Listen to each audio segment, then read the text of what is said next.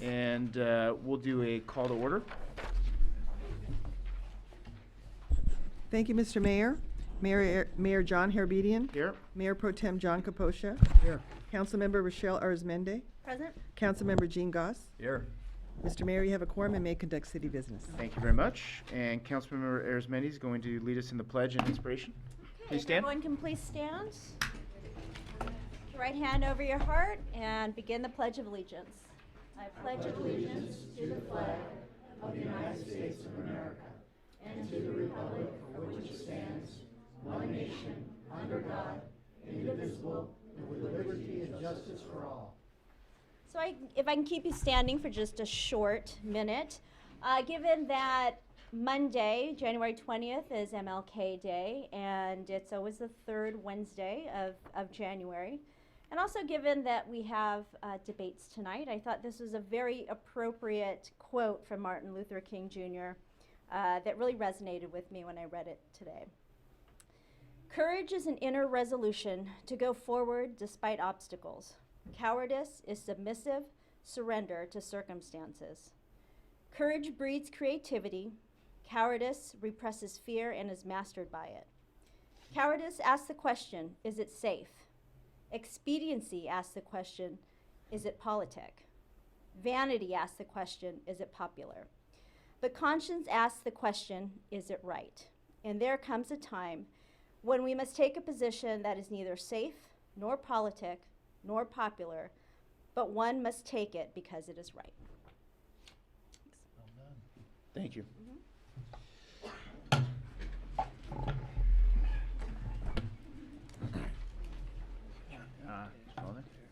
Thanks. Okay, do I have an approval of the agenda? So moved? Second. All those in favor? Aye. All right. And a report out of closed session, Madam City Attorney. Thank you, Mayor. The council met in closed session this evening with legal counsel to review an issue with a matter of existing litigation, Stonehouse versus City of Sierra Madre. Direction was provided to legal counsel. No other action was taken. Council also reviewed a matter of anticipated litigation and provided direction to the city attorney. And that is the end of my report, Mayor. Thank you. Thank you very much. The minutes. Did anyone have any changes to the minutes? I'm good. Take a motion. Move to approve. Second? All those in favor? Aye. Aye. And mayor and city council reports. I'll let anyone who wants to go first go. It's been a while since we've been back.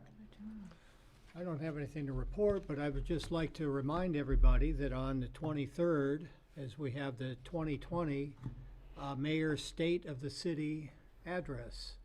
And for all you that are in the audience today, I invite you to come. It'll be at the Sierra Madre Middle School, and you'll hear a great story about how well our city's doing. And it's an opportunity for all of you to learn a little bit about our city and how it operates and the things that we do and how we manage things. So please come. I think you'll find it worth your while. That's all I've got. Okay. I don't have official report, but I did want to congratulate our Rose Float Association for once again another award-winning float. It was amazing. Got the President's Trophy this time. I mean, we're getting so used to this, it's almost ho-hum, but it's really a remarkable achievement. Just kudos to everybody involved, the volunteers, the association. Just a fantastic job. So no official business to report, but I'll just echo Councilmember Goss's congratulations. I was abroad and I still got to see and gloat about our award. And it's true, we've won so many awards. I had to look up really quickly which award it was this time. So congratulations to the Sierra Madre Float Association, all the volunteers. I know we get people from different states, and I've even heard different countries to come and volunteer for this. So huge congratulations. That was going to be my only thing that I said in my report as well. So congratulations to the Rose Float Association. Once again, did us very proud. It was a beautiful float, and the princesses did excellent. So I think the year on the whole was, as usual, a success. So I think they're starting literally next week on the float for next year. So they never stop, and it's an amazing group. So if you didn't get, a chance to put flowers on this year or help them, it happens every year. And, it's one of the few days of the year where people that who know you live in Sierra Madre, probably contact you and say, oh, just saw your float or just saw Sierra Madre. And to say you have a hand in it makes it that much more special. So congrats again. We'll now move on to public comment for items not on the agenda. Anything that folks want to tell us or ask about that we are not going to talk about tonight?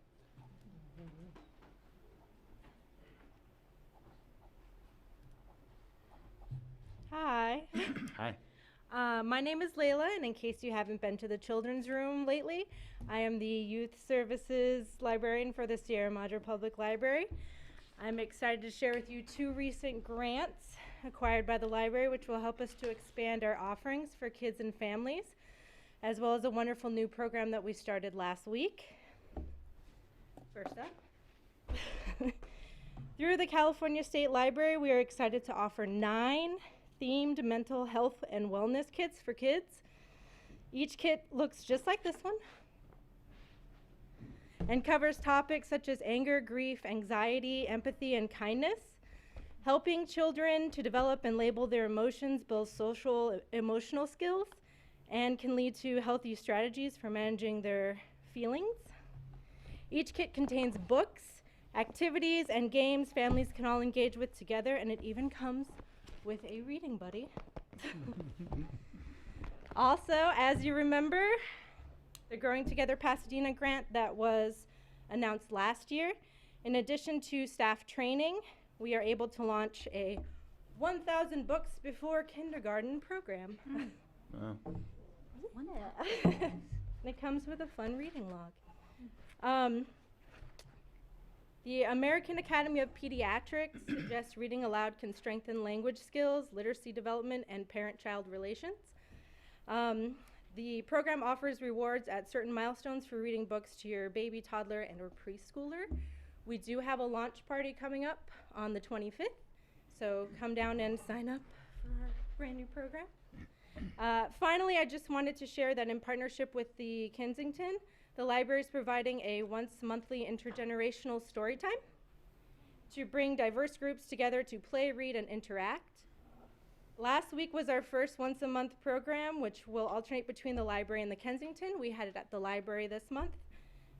We had 25 attendees, seniors and preschoolers, who simply enjoyed spending time together. I was supposed to mention the One Book, One City event with Father Boyle, but unfortunately all 500 of our tickets have been spoken for, so Wow. That's great. we are sold out. Great. And I just wanted to say thank you for your continued support of the library and these valuable programs that provide a diverse literary and learning experience for the whole Sierra Madre community. Thank you. Thank you. Okay.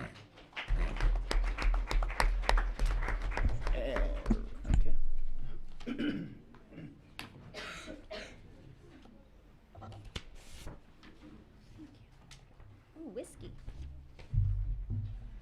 Mayor Harabedian, City Council members, I'm Edward Garcia, President of the Sierra Madre Community Foundation. For people that do not know about the foundation, we're a 501c3 nonprofit organization founded in the year 2000, whose mission is to maintain Sierra Madre's local charm and sense of community by supporting Sierra Madre local organizations, projects, events, and activities. We have a former board member, John Capocha, sitting up there. Thank you for your service to the Community Foundation, John. I'm excited to announce that the Sierra Madre Community Foundation is holding an event to celebrate 20 years of the foundation. The wine and whiskey event will be held on Saturday, February 22nd, 2020, from 6:30 to 9:30 p.m. at Mia Italia, Sierra Madre's premier residence.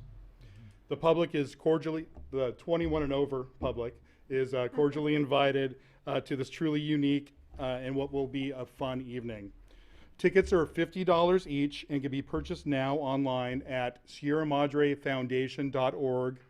If you can't remember that or write that down, just simply Google Sierra Madre Community Foundation. Right there in the homepage, there'll be a banner that you can link straight to an Eventbrite in order to purchase the tickets. The online tickets can be completed using a credit card or PayPal. There will be 6 kinds of wine. There will be 3 reds and 3 whites, and there will also be 12 brands of whiskey available to be tasted with light hors d'oeuvres and dessert. Ticket sales are limited, so I'd encourage everybody to purchase their tickets as soon as possible to not miss this event and to help support the foundation. By supporting the foundation, you're in turn supporting Sierra Madre. Thank you for your time. Great. Thanks, Ed. And is the whiskey and the wine, is it being donated? It is. Well, the wine, we're purchasing a little bit of it, but the whiskey, it's my understanding, there is a connection there. Great. So, yes. Do you know the entities that are doing that to give them good press? I don't. Okay. I don't know yet, but Okay. maybe I can come back and give Yeah, you yeah, some no, this is information. great. And the location is phenomenal. So Yes. even if you don't like whiskey or wine, going to this. The bottle shop is helping us out with the Okay, wine, great. so. Excellent. Well, I'm sure a lot of us will be there. All right, thank you. Thanks, Ed. I'll be there. Hello, city members. I'm a citizen of Sierra Madre for the last 13 years. I'm here about an issue that happened on October the 30th. I left my home early in the morning, and I noticed that there was a work crew down the street about 100 feet away from my house. And at any rate, I approached them. I asked them, how long am I going to be stuck here? They said, oh, probably no more than 3 minutes. They were not exactly the friendliest toward me. I left, went back to my house, and then I heard the work crew and their machinery leave, and assuming it was safe. And so I got in my car and I went down Sunnyside Lane, and then the sun kind of blinded my eyes for a little bit, and then all of a sudden I noticed my front tire went into a ditch and a hole was flooding up with water. And my complaint today is they were negligent for not leaving an unmanned hole. They left no cones. There was no dirt pile to indicate that it was safe to drive through. So anyway, I went after the accident to your director, Chris Camilino, the public director. He assured me in the first month that they would contact me about this matter and settle, perhaps. And a month went by and gone. So then they told that I went down there, and then again, and then he said he assured me that they would get in contact with me. It's been over 2 months. Nothing's happened. I haven't been compensated. I caused over $2,290 worth of property damage because of their negligence. Okay. What was your, I'm sorry, sir. My what- name is Eric Karashay. Okay. And I think if you contact our city manager. I did. Okay. I got Camilito and Miguel, Okay. both of them, and it just seems like I'm being strung around. Yeah. No, I'm sorry about that. If you leave your contact information with us, Who do I give it to? you can just write it right there, and we'll be sure to have someone contact you tomorrow. Okay? Sorry about that. Any more comments for items not on the agenda?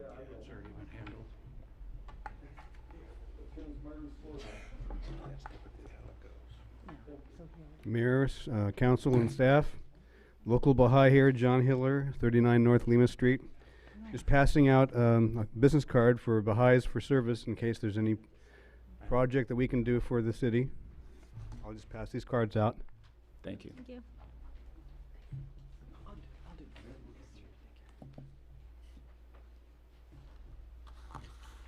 Thank you. Any other comments for items not on the agenda?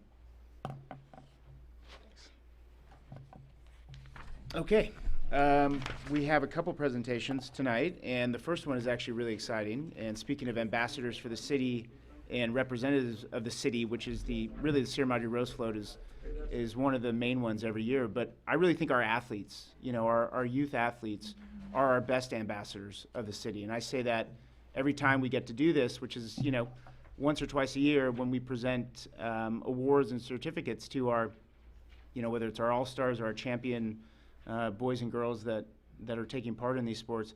I really think that Sierra Madre has just such a rich tradition in these sports and in doing so well. And I think that these kids on, every level represent the best of our city.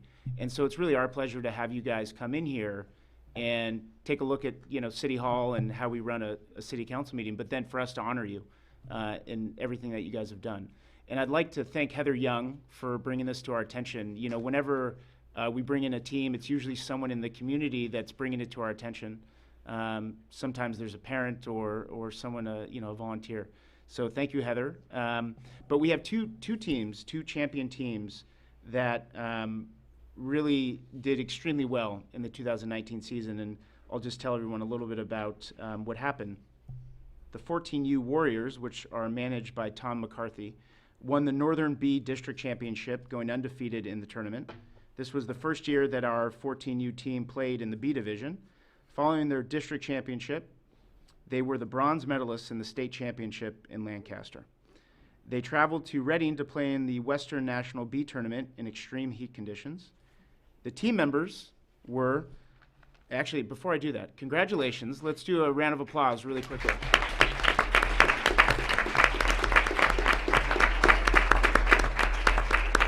That's amazing. Really well done. Really well done. And what I think makes most sense is I'll call your name. You guys come up. We'll not applaud each individual. We'll wait till the team's up here. I'm sure some girls are not here, but I'll call each of your names. You can come up, line up. You'll take a picture with the city council, and then I'll give your manager their certificates that you guys will be able to take home with you. And then there's another team that we're going to bring up here too. So when I call your name, please come up, and you can start lining up right in front of our city manager.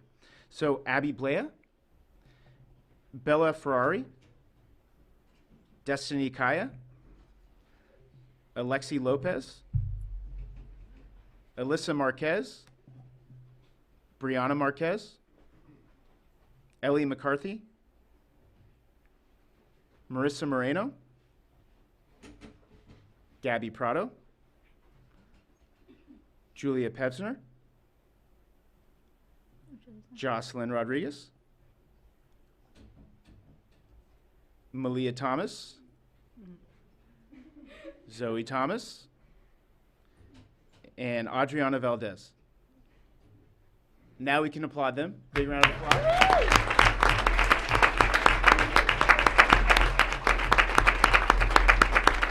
And the assistant coaches were Dave Ferrari, Mike Lopez, Marty Moreno, Jeff Reisbeck, and Jeremy Thomas. And so Tom or any of the coaches, if you're here, please come up. We'll do a picture, and I'll give you guys certificates for the girls.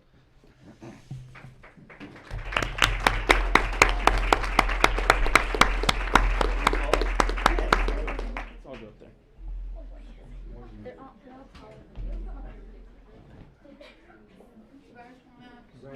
Congratulations. Yeah, do I trust these with you? Yes, thank you very much. Really appreciate it. I was gonna say, meeting is Yeah. We got it.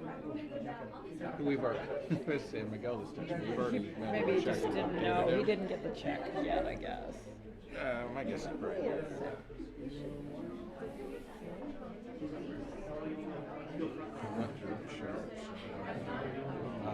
Here, I'll try to get behind you guys and I'll get on my tip.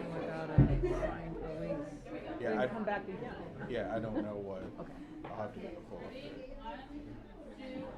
Oops. It just seems like the most illogical way to go about something.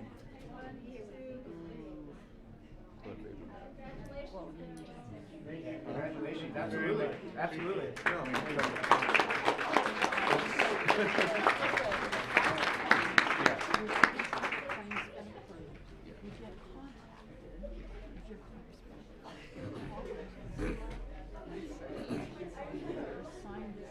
All right. And then we got one more team. So the, not to be outdone, the 10U Heat, which was managed by Nate Covey, won the Northern B District Championship in their second year in the B Division. They qualified in the top 16 of the B State Championship, and they placed fifth in the Western Nationals B Championship in Moore Park. So big round of applause for them. Well done.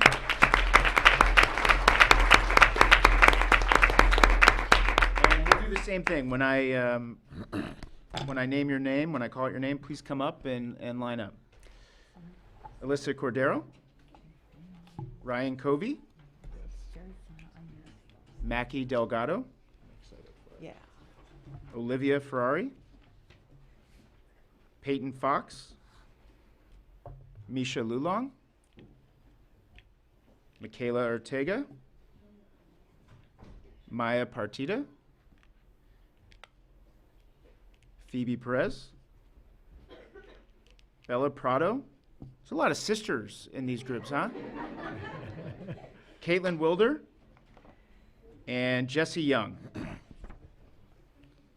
All right, big round of applause.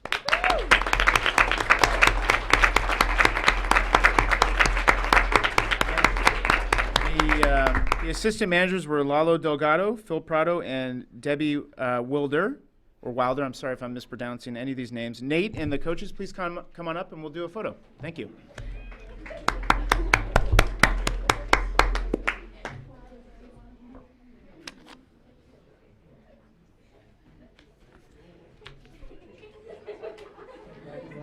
Congratulations.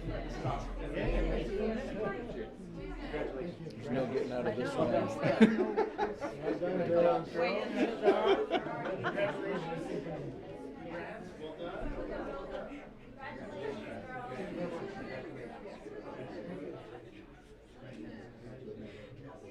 You look honestly, you can.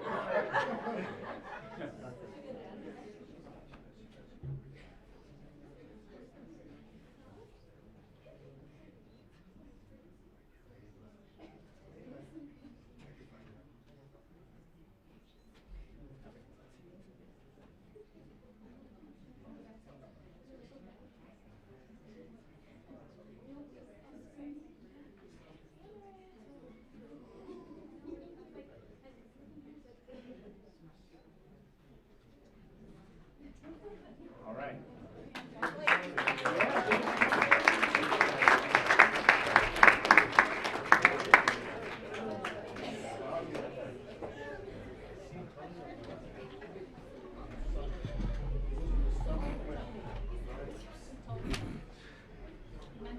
All right. That's by far those are the funnest things that we get to do up here. So congratulations. Thanks again for coming in, girls. Congratulations on all the success. And we'll now move on to, absolutely. We'll now move on to just as exciting updates on our Sierra Madre water supply. So just moving right along. Just as. Yeah. Let's see, is that one of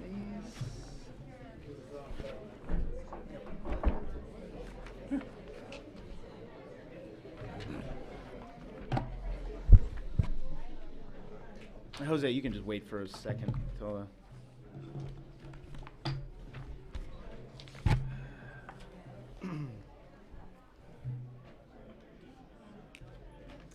There goes the crowd. Yeah. So they mailed it to, and he gave us a wrong address, and we asked him to update it, and he hasn't yet. Okay. So come back to us. Good evening, Mayor and members of council. Tonight's item is for information only. There's no council action required. Before I start, want to wish council a happy new year, and I'm really looking forward to another great year here in Sierra Madre in 2020. We got a lot of good things in store for the city. Before I start this presentation, it's actually one of the last slides in the presentation. I was going to give you an update on the joint well with Sierra Madre, but I have some really, really exciting news. Yesterday, the San Gabriel Valley Municipal Water District took a historic step in ensuring Sierra Madre's groundwater sustainability for future generations. The district has committed $1.8 million to Sierra Madre for our portion of a joint well. Huge. Woohoo. Very good.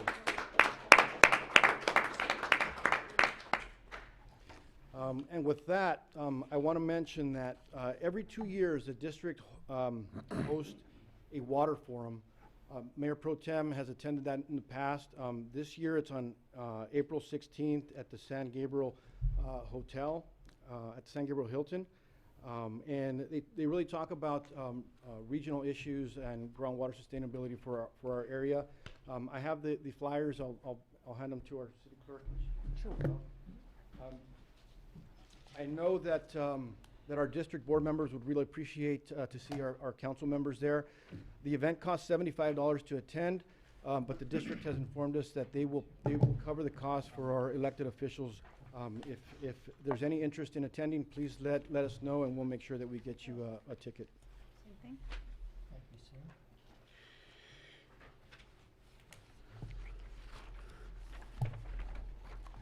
So we'll get started with the presentation. I wanted to give council and the community an idea of where we get our water. And a lot of the talk always centers around the main San Gabriel Basin. And for good reason. It's a huge bowl in the San Gabriel Valley. And if we look at the monitors, we'll see that the main San Gabriel Basin is that green area. And up on the left-hand side, you see the orange, and it's divided by the Raymond Fault. And above that is the Raymond Basin. And the Raymond Basin is divided into 3 subsections. The upper left is the Monk Hill. Right where it says Raymond Basin is the Pasadena sub-area. And the blue section is the Santa Anita sub-area where the city of Sierra Madre and Arcadia draw their water from. And when you look at that in comparison to the main basin and the rest of the Raymond Basin, you can see it's a really small area. This is kind of a really busy map, but what I wanted to show you here is all the blue is the rivers and tributaries that feed the San Gabriel River. And Sierra Madre, well, let me go back. Sierra Madre is right about here. And if we look at this line, that outlines the watershed for the main San Gabriel Basin. So when we look up at our mountains and we see the snow and we see all the water that lands up there, a lot, if not most of that water, goes into those tributaries that feed on the west fork of the San Gabriel River that empty out into Azusa Canyon and really feed the main San Gabriel Basin. So our watershed here for Sierra Madre is this really small area. So when we see all this water that's landing up there, most of it is making its way into the main San Gabriel Basin. So this is a little image of the Raymond Basin, and again, this little subsection here is the Santa Anita sub-area where Sierra Madre and Arcadia get its water. So this area has an adjudication of 5,290 acre-feet per year. Sierra Madre is entitled to 1,764 acre-feet, and the city of Arcadia gets 3,500 acre-feet. That's under normal conditions. Currently, with the 500-foot rule, Sierra Madre has 940 acre-feet, and the city of Arcadia has roughly 2,300 acre-feet. Again, our demand is 2,300 acre-feet. So to make up that difference, the Raymond Basin Management Board allowed the city of Sierra Madre to import district water, put it in the groundwater basin for any water that we pump in excess of 940. So our net extraction is always 940. Anything that we pump in excess of that, we have to replenish in our basins. Last year, the total extraction from our sub-area was 4,500 acre-feet, or 1.4 billion gallons of water, just from our sub-area. So again, we talked about the 500-foot rule and Sierra Madre's current allocation of 940 acre-feet. That's about 40% of our demand, and the rest of it gets imported, spread in our basins, and that makes up the difference. That's 2016. In 2016, 28% of our water mains had failed. The remaining 50%, 36% of those were in need of immediate replacement, and 70%, or the majority of our pipes were 70 years or older and had exceeded their useful life. We had an estimate of about $5.5 million to replace these pipes. Now I'd like to turn the presentation over to the city manager to cover some of the financials that from 2016 moving forward. So that bottom point, too, on the last slide, the water loss of 29%. Jose, you can click forward. And we also were experiencing 2016, 425 leaks annually. And both of those numbers are astonishing. So a healthy water system has a goal of less than 10% water loss. And you should not even be experiencing a week a leak, right? And we're at this point in 2016, we're losing 30% of our water that we produce before it makes it to its delivery point, and we're having a leak and a half a day. 2016 was not a fun time for Sierra Madre residents. But wait, there's more, as they say. As we move into the financial system, 22 cents out of every dollar we had in our water system in 2016 was debt. And when we look at the type of debt we had water bond payments that were 100% interest only, and we'd been paying interest only on them since 2001. So we get into the 15th year of our bond issuance, and we haven't paid a penny of principal. And when we mix that in with all the debt in the water system, that meant 55% of the total debt we're paying is all non-principal. You can move forward. We have budget deficits at this point that are structural, right? So we don't have enough funding to fix kind of the public health emergency that we're now experiencing for the second or third year. And the revenue that we do get, 16 cents out of every dollar, is from excess water charges, which is not sustainable because as people conserve, the excess water charges in 2016 are reduced. So we're, at this point in 2016, boxed in almost every way possible. So typically you would think when a city is going through this, we are frantically trying to repair the infrastructure, but when we go back and look at our investments, in 2016, it was a little less than $300,000 that we put into infrastructure repair. So at this point, we're in full-on crisis, right? We've seen our water's been cut in half, and our infrastructure doesn't have the ability to deliver the water that we have, and our financial performance is such that we can't repair either. So you can click forward. But now we want to look at 2020. Since that point, we've invested $5.3 million in infrastructure. This budget year alone, we're going to put $2.3 million. We thought it was $2.3 million, but Director Semino in his next presentation is going to say, look, it's actually about 2.6. So that's a good story. We implemented a water main replacement program. We've replaced a lot of the failed mains. So council ordered a hydrology study, put together a main replacement program, identified the worst failed pipes and the ones that were failing behind that, and staff has been able to repair most of those. We converted 80% of our water users to AMI. We'll be at 100% by June of 2020. That gives residents the ability to control and conserve, but also identify leaks earlier. It gives the city the ability to do the same thing. Our water loss is now projected to be less than 10% in the next fiscal year, 2020, 2021. We actually had a reading of 9% for the last quarter of last year, but Jose says I may not say that out loud because we don't know where it's going to be at for the future, but we're definitely trending in the right direction. So what did council do? Refinance the debt without adding payments. So we were able to reduce our debt payments by $200,000 annually, which is money that we put into infrastructure.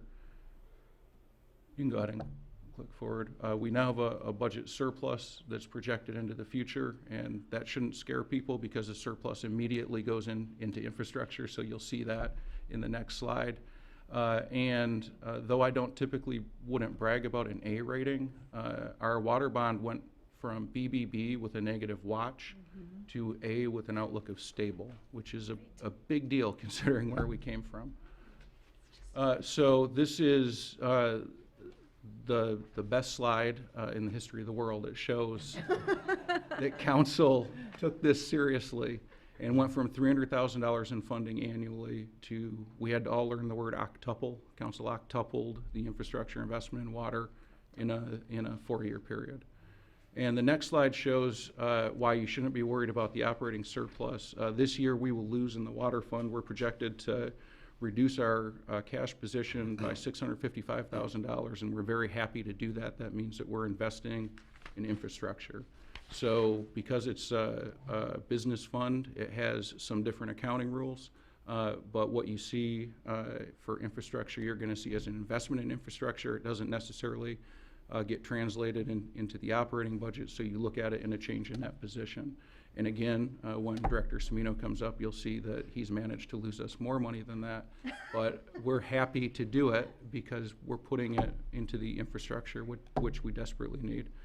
So before I turn this back over to Jose, this is the presentation that we gave to the San Gabriel Valley Municipal Water District maybe 2 months ago, and we asked them to fund the joint well. And Director Reynoso was so persuasive that they came at their next meeting They funded the 1.8 million unanimously. They took a vote and talked about how proud they were to do it, but the feedback we got was they wouldn't have done that had we not gotten our house in order. So they gave special thanks to the City Council in Sierra Madre for recognizing the crisis and acting on it. They said everything from the infrastructure investment to what we're doing with our financial operating system to the partnership that we have with Arcadia, who we share our groundwater with. They gave a lot of praise and thanks to this body. So with that, we'll turn it back over to Director Reynoso. So this, this joint well concept and actually this option started when we approached the district and we asked them to do a comprehensive study on what it would take to get Sierra Madre a sustainable water source. To look at the interconnection with the MWD, to look at extending the district's pipeline to Sierra Madre, to look at a Sierra Madre drilling its own well, to look at a joint well. And they looked at every option and they came up with several alternatives, and one of the alternatives was a joint well in the main basin with the city of Arcadia. So we took that information and we met with the city of Arcadia, and we presented that option, and Sierra Madre, Arcadia was receptive and planning to drill a well, and they liked the idea of sharing the cost and sharing the production of that well with Sierra Madre. The joint well with Arcadia was actually the most cost-effective solution to get Sierra Madre its water at a cost of about 3.6 to 3.8 million, as opposed to Sierra Madre drilling its own well in the main basin and laying pipe from the well to Sierra Madre, which would be in excess of $7 million. From all the alternatives, that came out to be the most plausible solution for Sierra Madre to get its water. So the estimated cost, what we presented to the district, were initial for this year would be a well siting study, which we're in the process of working with the city of Arcadia to find a site that historically they have wells in that area that are good producers, that we know that will yield enough water, that we hope that will yield enough water to supply water to both agencies. Next year, the engineering and design of the well, and then the following year, construction of the well for a cost estimate of $3.1 to $3.6 million. So what does that mean for Sierra Madre in 2020? So we have our groundwater rights of 940 acre feet.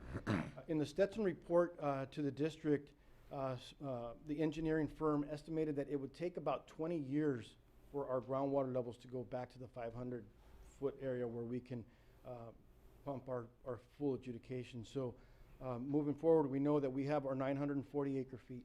We know that the San Gabriel Valley Municipal Water District is committed to supplying up to 2,500 acre feet per year through that MWD connection. We also know that that connection is not sustainable for the long haul. That connection was initially set up as an emergency connection. For every acre foot of water that they supply to us, we have to pay for 2. And in addition to that, the district has to supply an additional 2,500 acre feet to MWD. So if we take 1,000 acre feet, we have to give back 2,000. We have to pay for 2,000 acre feet, and the district has to supply 3,000 acre feet to MWD. So that 1,000 acre feet ends up costing our district 5,000 acre feet. That's why it's not sustainable for the district in the long haul. It's not fair, and it's also really not fair to the other 3 member agencies to have to help pay for that additional water that the district has to supply. The district is currently negotiating with MWD to reduce the amount of water that they have to supply to MWD. This year, the agreement is they're only going to supply the 2-for-1, not the full 5,000 that's required from the original agreement. In October of last year, this council formalized the Arcadia Wheeling Agreement, which allows us, in the event of an emergency or in the event of a need, if one of our wells goes down, to call upon the city of Arcadia and have a formal agreement for them to deliver water to us. And we're working on that joint well that's going to deliver up to, we hope up to 1,300 acre feet, but we're looking at somewhere between 1,000 and 1,300 acre feet per year. So what we think in closing we'll be able to get to with the water district is the permanent connection with the Met, but negotiate away the 2-for-1 and have it be a standard agreement where they exchange water with our district. That would be our third source of water. The second source of water would be the joint well with Arcadia. The primary source would be the water in our basin, but we want to move towards a safe yield. And what that means is even though we're allowed to extract 940 acre-feet per year, we think this getting a safe yield and making sure that we responsibly manage the basin so it's sustainable in the future is the best way to go. So we think that at this point we currently are able to provide 40.8% of demand from our local water source, and we don't think it'll get higher than that. So what we look at now is it's not adjudicated rights that we look at. We look at water availability, water sourcing, and how do we meet demand. And with the joint well, the Met establishment, and our local groundwater, we have enough water to meet demand. With that, if there's any questions from council, we'd be happy to answer them. I do just have one quick question. On the Stetson report options page, so alternative B is to, this is the water from the MWD connection, provide treated imported water into the distribution system. But today we are percolating that water. Correct. And so that alternative would be to provide the imported water directly into our distribution system? So one of the things that the Stetson report looked at was to revisit that concept and to see what it would take to treat that water. And what we would be looking at would be what we call breakpoint chlorination, to get rid of that chloramine component to make it match more of our chemistry. So to do a study to see if taking that water, the district sees it as a very inefficient way to deliver treated water to a system, allow it to percolate, pump it back out, retreat it, and then put it back into the system. So they wanted to explore the option of taking that water, doing some additional treatment, and putting it into the distribution system. So that was a component of the study that was identified as a potential solution. So the joint well, is that providing us untreated water, or is Arcadia going to treat that water before delivering it to us? So when you drill a well in the main basin, one of the requirements is that you provide treatment at the source. So that well would get treated at the source. It would go into Arcadia's distribution system, treated, and get delivered to Sierra Madre treated.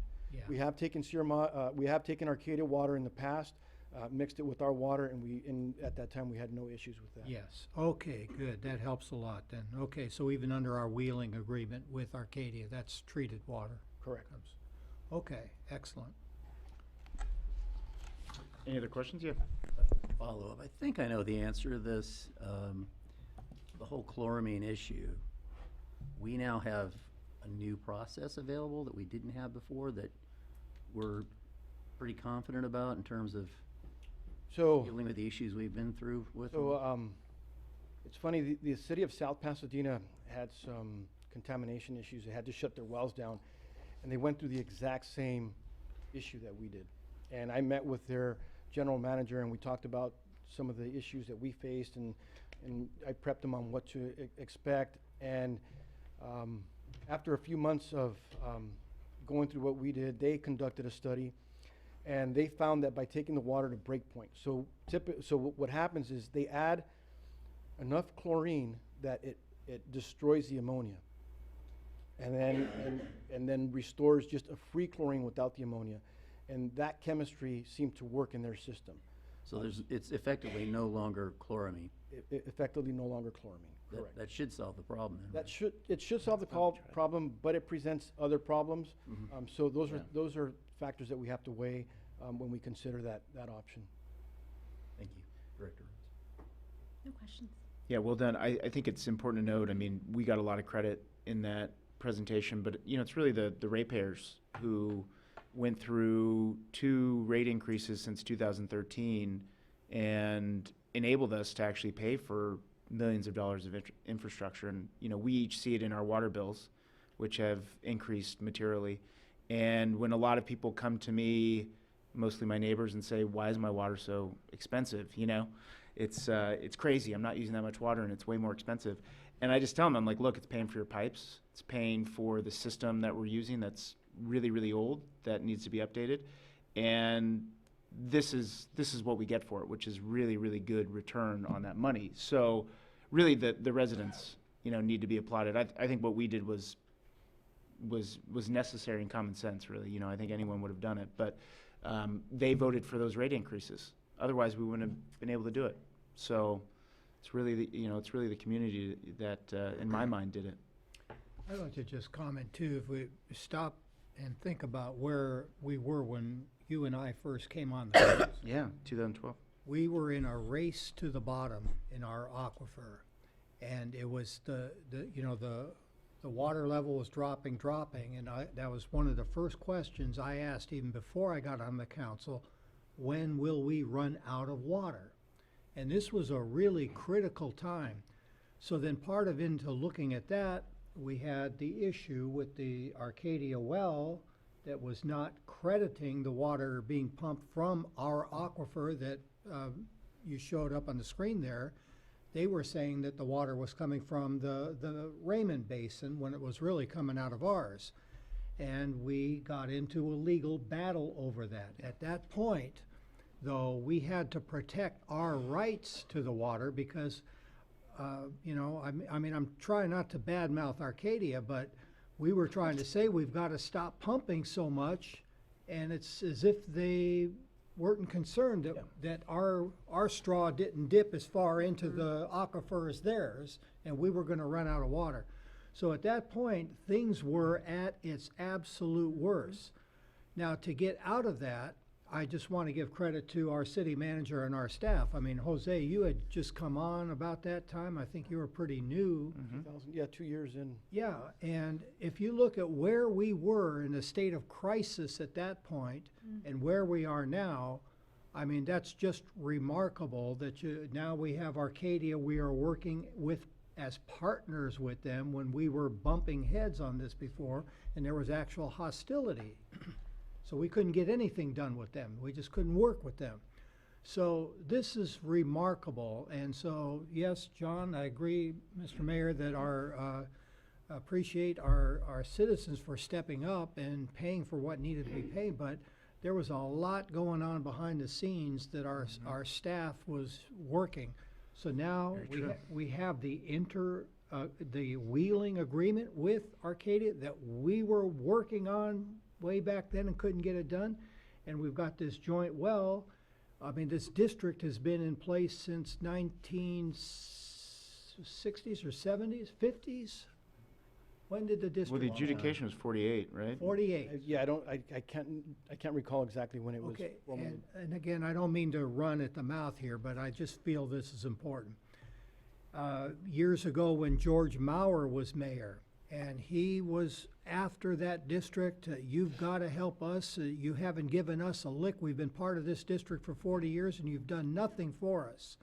So now we've got, again, as you announced very quietly, I just don't think that everybody's getting the grasp of how important that was.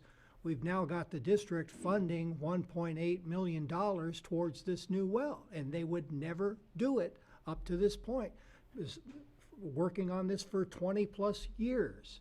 So this is really profound. I mean, we are in a totally different place today than we were years ago.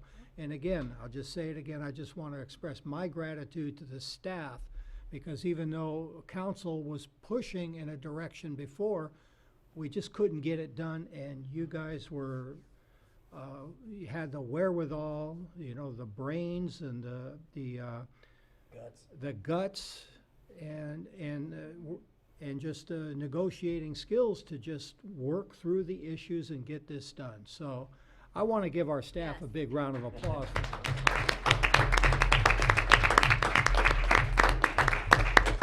So we're looking towards a bright future. Thank you, Mayor Pro Tem.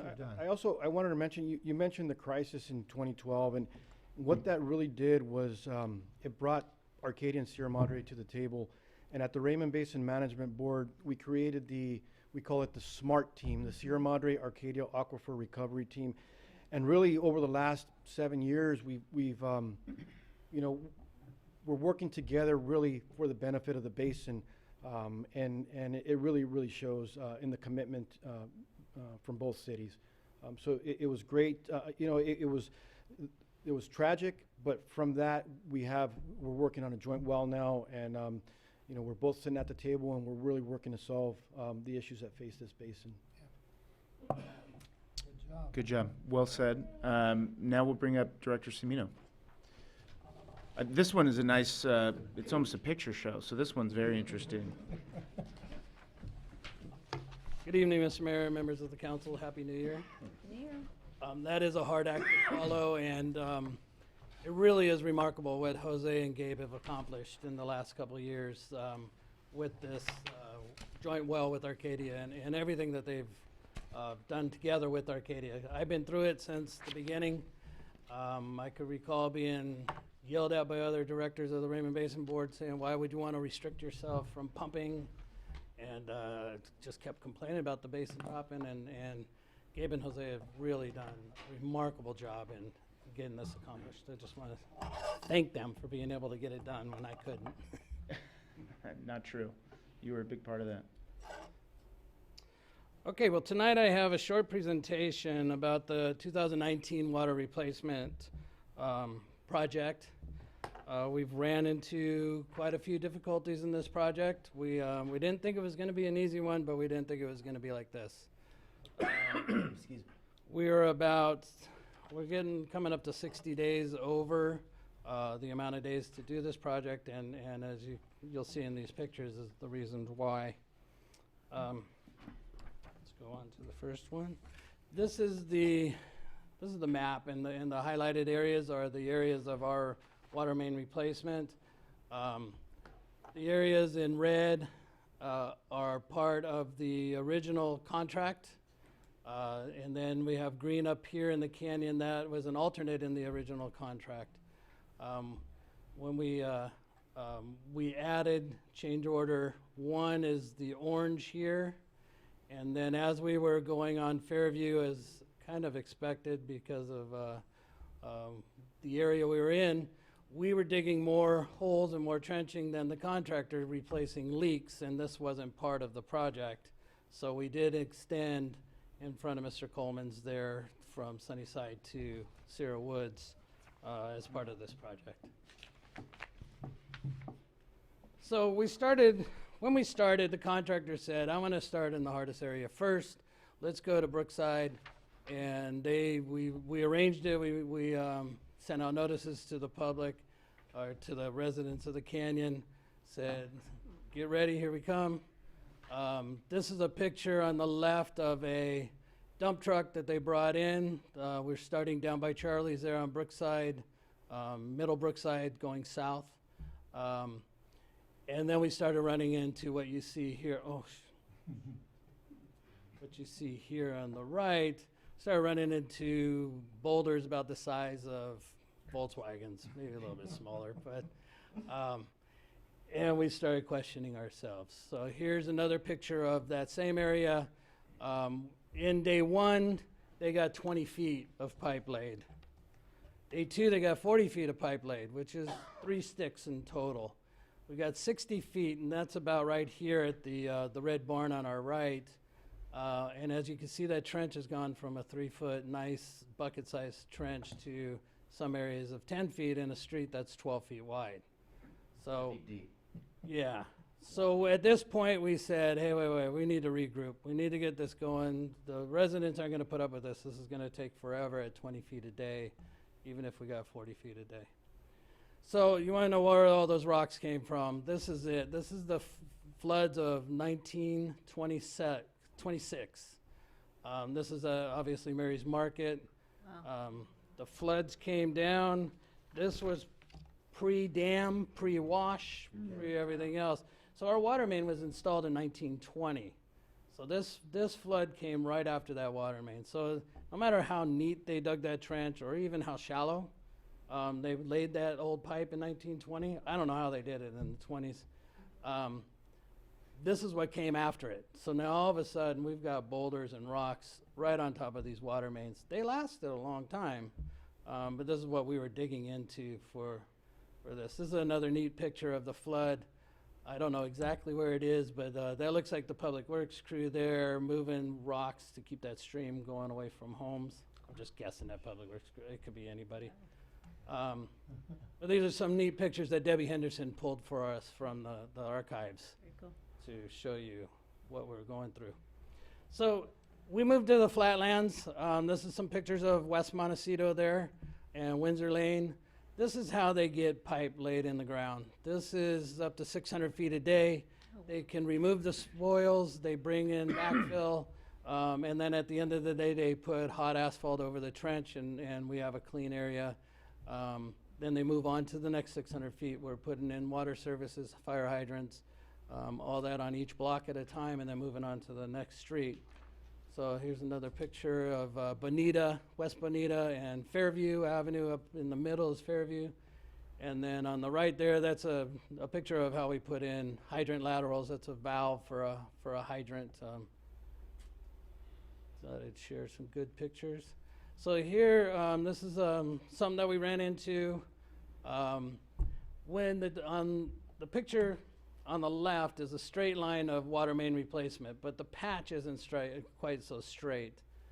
What happened when we had all the leaks on the old water mains, they would undermine the roadway and they would create sinkholes that aren't necessarily sinking yet. The asphalt's holding it up, but underneath is a void. So we were finding a lot of this on Bonita and on Fairview, Alegria, Sunnyside. So what we had to do when we were doing our patching, we were coming back to the old patches and backfilling those, compacting them really good, and then getting a nice layer of asphalt on them so we have a smooth road surface without redoing the whole street. So after the flatland, we said we got to get back up there. Let's get ready to go. Put out the road closed signs. We made some nice yellow signs, a couple to help the residents know that Mary's Market is still open, the parking lot's open. But Alta Vista, we closed during the whole duration for staging. Like I said, we had nowhere to put our spoils or anything in that area. So moving along, we had a community meeting. We invited everybody in the affected areas. This is up in front of the dam area at night. We took advantage of having everybody and getting emails and cell phones and putting people on the Nixle alerts. And so we found that was a very usable outlet for us to every evening give them an update of the project and let them know what tomorrow is, because we were displacing all the residents from 8 in the morning till 4 in the afternoon most of the time. You know, if we could leave a road open, we were leaving it open, but we were letting them know, you know, tomorrow's a big day, please have your car out by 8, and the residents were very cooperative, and they understood our challenges and what we were going through. So in preparation for the canyon, this is part of our new plan, is we ran a high line from the upper canyon. This is Skyline and Idle Hour area, and then on the left or on the right is the road to the dam. We ran a high line which would get fresh water from that area and put it to the top of Woodland Drive and Brookside to pressurize that main down towards Sunnyside and towards Brookside there. So we were able to shut down Sunnyside Lane and Alta Vista, and so we could replace that water main without a pressurized main right there. We were able to start digging trenches right on top of the existing main this way by killing it and having that dead, so we can now not be afraid of blowing it out in the middle of the project. So this was an extraordinary event that we did to get this project done. Here's some examples of digging. This is Alta Vista. We're coming around a turn. We're actually on that turn there on the right is right on top of the existing water main, or where the existing water main was. We removed a lot of it. It made it much easier to dig, but as you can see, we were still getting boulders. You know, we were still running into boulders that were on top. And even on Alta Vista, you wouldn't think Alta Vista is the floodplain of the stream bed, but maybe it was at one time, because these are river rock. These aren't just granite shale. So now this is Sunnyside Lane. Sunnyside Lane was really difficult. We had 10 feet from wall to wall in the street. As you can see, the rocks on these were pretty big in here. We had a sewer problem, so we repaired a sewer main while we were down there, so we don't have to come back to Sunnyside Lane. The residents are gonna love us when we're out of here finally. But this is a picture of showing you how confined this area was for us to be doing the project. This is back down to Charlie's place. So we went backwards when we came back. That was part of the plan, to go backwards. So now we're down at Brookside from that first picture I showed you. And this is what we were running into. Here, where the workers are, and between these two workers, is a Volkswagen-sized rock that could not be moved. So as you can see, the pipe is moving at angles. And we did that a lot throughout the whole project, is added fittings to move around rocks instead of just trying to pull them out or getting some dynamite or something to move them out of the way. And the picture on the right is another boulder right at the very end of the project. We're doing a hydrant lateral, and right there we wanted to put the hydrant riser, and there's a rock. So we had to move it over a little bit and bring it up, and I think it came out into a good spot, but we left that rock there. And we poured our concrete up against the rock, so that hydrant's never moving. Even on that 12-foot road, I don't think anybody's gonna hit it. So I know Jose just found $1.8 million dollars. I have a bunch of rocks to sell. Maybe we can gain some money to help pay for this project. But in this presentation is to prep you for another change order number 2 to come in to complete this project. It's going to run in the range of $205,000 about. We'll bring it back to you in the next council meeting. But that will be to complete this project, and then we can move on to our next one, which shouldn't be as bad as this. And I guarantee no change orders in the next one. Well, I shouldn't guarantee that. Yeah. Well, well done, getting it done. Any questions? Just a comment. I mean, it's just remarkable what you're going through up there. I've been up there while they've been digging. It's incredible. But when you talk about just overrunning the change order, I mean, pretty much since we've been on this council, we're always underrunning. Yep. So I think you've earned $250,000 needed here just in what you've saved over the years and just managing these projects so efficiently. So, yeah, quite a challenge. Did you say that you had done a run on Fairview to Sierra Keys? Yes. Right? Yeah. So you did. I said Sierra Woods, I'm sorry. Yeah, okay. Sierra I just Keys, wanna- yes. Great, thank you. That was an extension of the project. Yeah, because That's the seven folks there have been Yeah. giving me an earful for a long time. They've Yeah. been waiting patiently, so Mr. thank you. Coleman watched us a few times. He helped supervise, huh? He did. No questions, just kudos to you and the team. I'm sure we're gonna be a case study for someone with all these boulders, and they'll talk about how they worked around it. But, I know it's been very frustrating for a lot of residents, but at the same time, they know it's needed, so thank you to you and the team. Yeah, thank you. Yeah, and I don't know why the pipes are blue. That was surprising for me to see. Is it some material that? Yeah, I had it written in my notes. It's called C900. So the 10-inch pipe is C900. It is a PVC pipe. It's new in the industry, or they've been using it for a few years, but everybody's really jumping on board now, especially for this project. 2 guys can carry that pipe. Most of your flatlands, you're having backhoes carrying a big 20-foot length of ductile iron pipe that weighs probably 1,000 pounds. These guys can carry this. I mean, it makes it an easier installation. It does bring the cost down a little bit on the bidding process. I think we were about 12% less than if it was ductile iron. The pipe itself probably costs as much as the ductile iron. It's just the insulation is a little bit less. Mm-hmm. It's a good pipe. It's a 100-year pipe.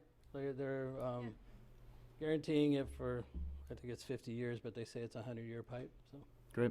And I mean, that crew, whoever we had hired, I forget what the name of the company is, to the extent we're doing, future projects up there, I just think that they have expertise now. And, honestly, I mean, literally they've gone through, I think, something that we should consider using them again, to the extent they, you guys thought they did a good job, because now we won't have to have another learning curve up there, right, with another crew. So, yeah, well done. Big Ben is a contractor, and they worked with us a lot on this. I mean, obviously, we pulled them off and moved them around. Yep. Jose can say it in Spanish, but the guys up there would say, we don't like Sierra Madre much. No Not the boulders. canyon. It's Yeah. very difficult and taxing on them. And this was during Thanksgiving, during the holidays.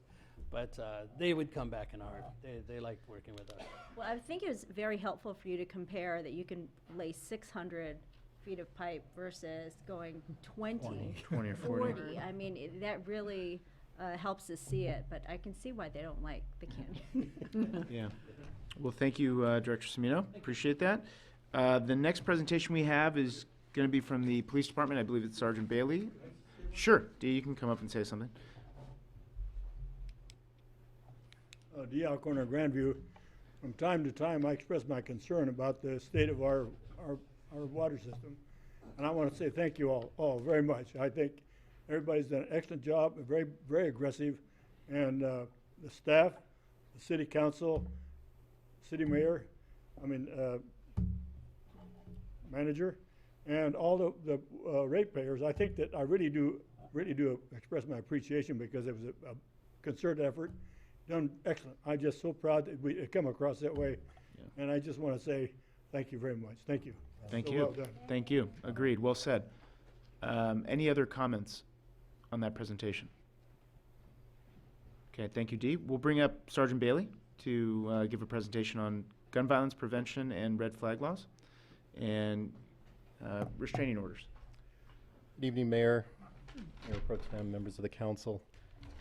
Acting Lieutenant Kyle Bailey with the Police Department. Before I begin, first and foremost, on behalf of our police department, I'd just like to express our gratitude for the opportunity to share this information about California's red flag laws. I'm confident that you and the community will find it very beneficial.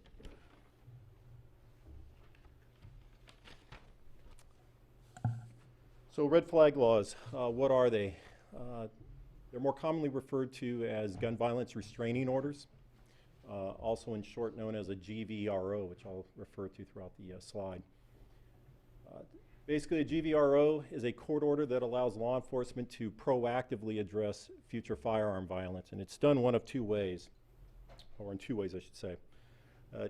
Gives us the authority through a court process to remove a firearm from anyone that's deemed to be unstable or dangerous, and it also red flags their name in the Department of Justice system.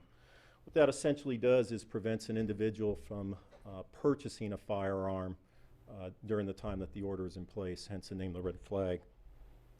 One very important element that is going to be added to the gun violence restraining order red flag laws, beginning in September 1st of 2020, immediate family members, co-workers, employers, teachers will be able to petition the courts for a gun violence restraining order against someone. Right now, this is currently only available to law enforcement. Excuse me. There's different types of gun violence restraining orders. A temporary or emergency order is something that law enforcement uses. It allows us to contact a judge at any time of the day or night, and under any kind of an emergency circumstance, a judge will hear our case and could issue an emergency order and allow us to serve it at that time. There's also an ex parte order, which is essentially a process that involves an individual going to court absent the party that they're seeking the order from and petitioning the court for the order. Both of those GVROs expire in 21 days, or they can also become permanent. And they become permanent through, if one chooses to make it a permanent order, that would involve a hearing process with the courts, and the court or judge would either make a decision to grant or dismiss that order. If it is granted, it could be extended between 1 to 5 years, and it just depends on the circumstances that would allow that term. Different qualifying factors for a GVRO, and in short, it's any articulable facts and circumstances that would suggest one could carry out an act of firearm violence. And those would just be, the bullet points there would just be examples that would be a qualifier. Could be a combination, it could be one of. Again, it's just how those facts are articulated and what the circumstances may be. Anyone that would represent an immediate or present danger, any threat to harm oneself or others, that also includes history or any pattern of domestic violence, prior arrest convictions, mental health is a big one. Any recent someone who's been able to obtain firearms, ammunition, or deadly weapons, and any other evidence that indicates an increased risk of that violence. This information here I thought would be helpful. The law went into effect in 2016, and California took stats and of the first 100 GVROs that were issued. There's one important element there that indicates right here the 20% involved in criminal cases. I talked earlier at the beginning of the presentation about this is a proactive approach, and the 20% would obviously means that 80% of these did not involve any kind of criminal activity. So again, it allows us to address the problem potentially before it becomes a problem. The other stats up there would just be how they fell into the different categories. So 40% being family violence and/or stalking, 25% involve some form of substance abuse, alcohol, drugs. 25% would be any kind of threat of suicide. The numbers underneath that represent actual numbers of those first 100s, and you know, with school incidents and violence being on the radar, and you know, us seeing that almost on what it seems to be on a weekly basis in the news. 14 incidents involved workplace or school threats before they happened, and 10 involved any kind of social media connection where a threat was made by a minor.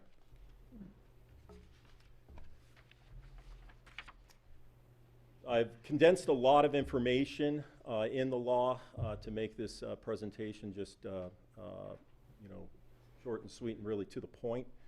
But there's a few things that we think are important that we want our community to know.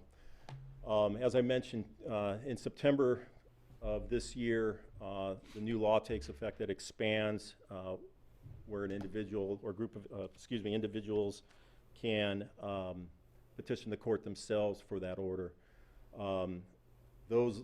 That process is currently being established. Officers are currently going through a lot of training in that, our own department included. I also think it's important to understand that you know, the Second Amendment is a constitutional right, and we need to understand that the importance to balance that with due process is part of that process. And what I mean by that is it's not just because the laws exist that the police have ultimate authority to confiscate guns. There is due process. It involves the court, it involves judges, and we have to be able to you know, articulate the facts and circumstances that would cause a judge to grant that order. And then I also indicated up there, there's a, just for the community, at that website, courts.ca.gov, there is some good information that touches a little bit more on the law that will be, how it expands come September. And then of course, your police department's always there to assist and help with any questions or circumstances that where this may fall under into that category. So please give us a call, flag down an officer. We're there to help. And with that, I will take any questions. Thank you, Lieutenant. Any questions from the council? I have one. Yep.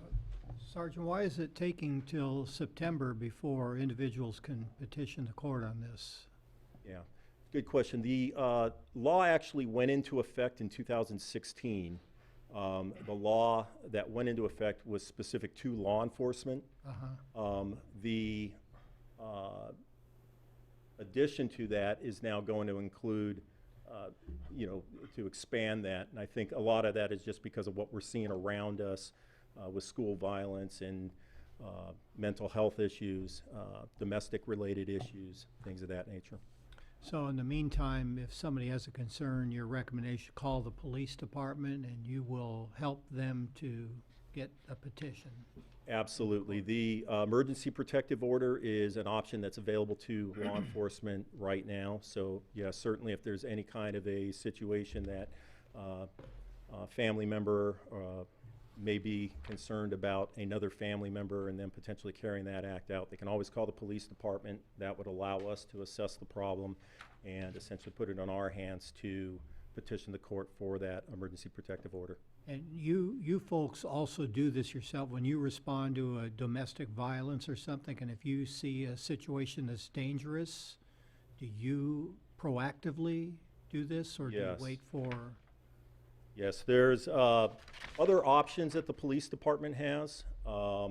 This is relatively new, but yeah, there are other, we can use other authorities that are already out there in law, domestic violence, mental health. The nice thing about this particular, the red flag laws, is that it gives us the ability to permanently obtain an order if we deem it necessary, or you know, there's greater concerns.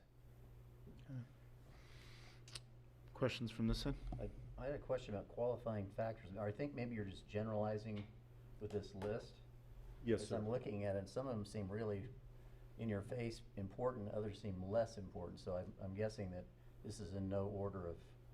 Yeah, I think the important part of that is it's a series of articulable facts, and those were just examples. But the greater picture that you can paint to a judge would certainly lead to him making a decision to make that order in effect. So I'm guessing it'd be several of these factors before you do this. Yeah. Yeah. Okay. Thank you. Just a quick question. Thank you for that presentation. So if I understand this correctly, if someone does report it to the police department, you would use this temporary or emergency GVRO. That's something that you have authority over. And then there's another application to get a permanent one, or the PD can make the determination about a permanent? Yes. Yes, all of our officers have the authority while they're out in the field to contact a judge at any time of the day. There's essentially a 1-800 number that we can contact that puts us in touch with a judge. We would articulate the circumstances that lead us to believe a court order is necessary. That order would remain in effect for 21 days, at which time no action could be taken, or the police department could follow up, request a permanent order, and that would then involve us going before a judge along with the other party who was affected by the order, and essentially pleading their cases. So then the temporary or emergency still requires a judge order, court order? Yes, all of these require a judge order. Okay. Yes. And Lieutenant, one question on that is, how does the process work? I was a DA when this actually became law, so I was in court trying to actually get these upheld and passed by judges, and it was really, you know, at first it was really difficult because no one really knew what was going on, but now I think it's probably a little bit easier. In terms of confiscation of the guns, are you doing that prior to seeking the emergency restraining order, or because I think a lot of family members or folks who are contacting you are probably going to be worried about retaliation. So, you know, are the guns going to be out of the house by the time this all comes back to the defendant or whoever the gun owner is? Yeah, obviously we want to make sure that we're doing things safe at the officer level, at the community level, and certainly those that would be directly affected. You know, there's a variety of ways in which we can do that, and all circumstances would be different. It could go as far as if we needed to write a search warrant to essentially affect the order. That would be an extreme case and something that we would always have that option to fall back on. The restraining order, or excuse me, the court order itself gives us the ability to easily obtain that. And then there's other ways that we can also go about consent, if you know, is always an option. can we get permission to go into your house? We have this order. So there's a bunch of different ways in which we can do it, and all circumstances will just be dependent upon what we're faced with at the time. And does the reporting party remain confidential, or does the gun owner get to essentially have some sort of right to question or confront that person in court? Because I know that's another big fear of people who actually want to, use these laws and the restraining orders. They're fearful that, again, the retaliation is something that they might be subjected to. So, how does that, for folks who are listening or watching this, how does it play out? Sure. No, good question. As of now, that hasn't been too much of a concern because that is all being handled by the police department. We're the ones that are serving the paperwork indicating that the order has been granted, and it's our names or the officers' names that are on the bottom of that. I don't have an answer for you as to how that will play out come September when the law changes. Those will be questions that we'll be asking, and we'll certainly want to know the answers on ourselves, because we certainly want to take every precaution that we can to protect the individuals and their confidentiality. Do you happen to know how many GVROs have been issued or utilized in Sierra Madre? 0. However, we have used other alternatives to confiscate handguns or firearms from individuals using other authorities that allow us to do it. Our officers, we're aggressively training our officers in this, and it is going to be a very good tool that will be available to us. And it's always remained an option. We've just used other alternatives to collect weapons. Well, thanks for the presentation. This was something that we had agendized, I think, at the behest of Deb Sheridan, a resident who's here, and I will open this up for public comment. But thank you to Deb, and thank you for the presentation, just so everyone knows that this is out there and they're aware of it, because I think there's a lot of people that don't really know what their options are to maintain their own safety, but also the safety of maybe a family member or loved one with mental health issues that may own a gun. So I think this was really helpful, really, really helpful, and I think you did a great job. So we'll open it up for comment and questions at this point. Well, again, thank you for the opportunity. Thank you.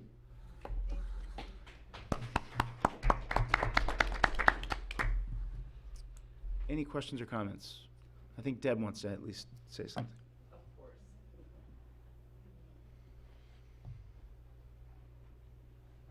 Deb Sheridan, Valley Vista Drive, and I would like to thank you very much for agendizing this, because it is so important.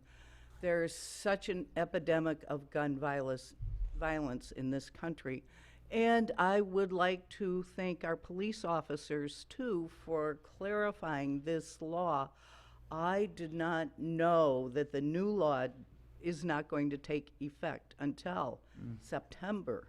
And I just have a couple of questions for our police officers.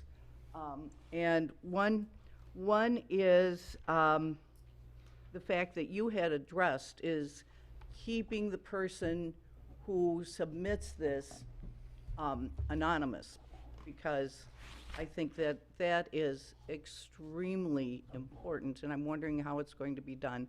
And my second question is, I'm sure, based on what's happened in this country, that the lawsuits have already started.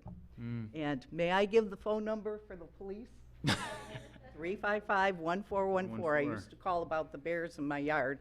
Heard from me. So, anyway, I think, one other question. I'm just thrilled that actually officers are getting training. This is such a disturbing epidemic. But I'm wondering if our police department can also have some sort of education, or maybe City Hall, educating people on how you can go about doing something like this if you are in, if you feel that you're at risk or somebody else is at risk, and this hit very close to home. A couple of months ago, my son teaches at LaSalle, and I drove by there, and all the kids are out, and all the police officers are there, and it's like, whoa. Luckily, it was a false alarm, but first thing I heard is they're on lockdown. And then I heard, well, it's Monrovia, it's Pasadena. We are not exempt. So thank you all very much. I really appreciate it. Thank you. Thank you. Any other comments or questions?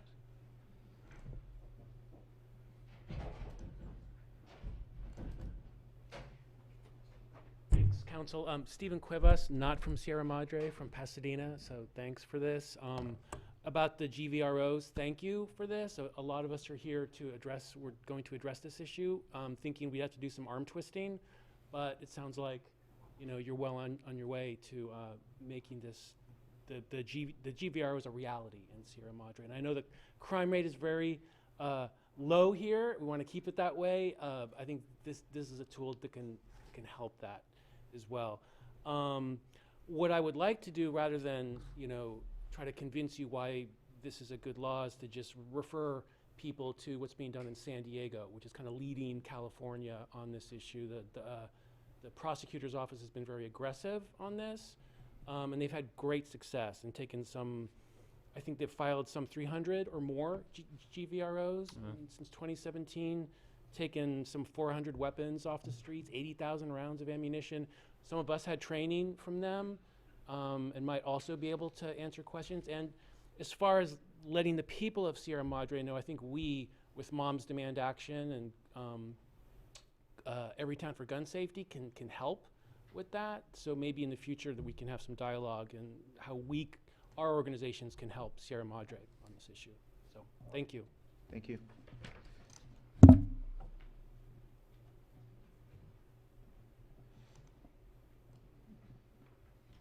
Hello, I'm Cindy Montoya. I am a resident of Sierra Madre. I'm also with Moms Demand Action, and I'm also a gun violence survivor. Again, I want to thank you for bringing it on the agenda, and thank you to the Sierra Madre Police Department. You are the Sierra Madre Police Department. I'm like, okay. I want to just kind of piggyback off of what Stephen said, and that we can help. I was there as trained, and there are probably, so I think Ellen, we're both Sierra Madre residents, and there were probably 2 others from Moms Demand Action that we spent a day training on this. And there are so many just little things, little details, like you were already asking about it, as far as if whoever reports it would be anonymous. And some of these questions, I'm trying to remember, I do believe, like the police, I want to address you properly. Lieutenant? Sergeant Bailey. But he's an acting lieutenant at this point, so it is a little confusing. So Okay. Lieutenant Bailey said, I think it's anonymous, or wasn't sure. I believe that it's anonymous at first because the department does do all the signing of the papers. Is that correct? Right? Until you have to go in front of the judge at some point? I think that's right. Yeah. So again, there are just little things that they're still trying to be worked out. And also to let you know that when we do go to the September and it's opened up to schools and employers, it's not as, I guess, simple as that. And it sounds really like great, but when we went to the training, I know that New York, they are not going to be supporting that. And I'm not quite sure all the reasons why. Do you remember, Stephen? But I just know that New York and the Every Town for Gun Safety people, they flew out actually for this workshop. They were not really excited or going to be supporting this expansion. So I think we need to do some research on why. And also they did say if we do go into, when we do go into that expansion, it's really important that they all connect with the police department. It's not like anybody can go in the school, teachers, principals. It'll be the high-level administrators, and they will connect with the police department. And again, it's going to, the best way to go about it would be to connect with the police department. But we also have to be careful of when that expansion happens about targeting people of color, because that's also something that we don't want. We don't want administrators and teachers automatically jumping on, thinking if they see anything that, you know, might be suspicious, to automatically start targeting kids of color or kids in lower socioeconomic, you know, communities. So that's also something that we have to think about and be, you know, concerned and see how we're going to kind of navigate it all. So that's it. Let us help you. Okay, thank you. Absolutely. Thank you, Cindy. Any other questions or comments? And I don't know, Sergeant Lieutenant Bailey, if you want to, you know, there's the questions about remaining anonymous. It sounded like you don't really know how that's going to play out yet because of, you know, that's coming in September. But there was a question about lawsuits, and then I think the third one, the training aspect, is a really good one that maybe, you know, I don't know if you can just give us a little bit more color into training, but I think it makes sense for the PD and every town in Moms Demand Action to maybe at some point maybe schedule something jointly, community, you know, training that we can help facilitate. So. Yeah, absolutely. There's the gentleman that mentioned San Diego. A lot of our training has actually come from San Diego. They are leading the cause in the training for this, you know, particular topic, and they do a really good job. So, yeah, a lot of our officers are getting training specific from that.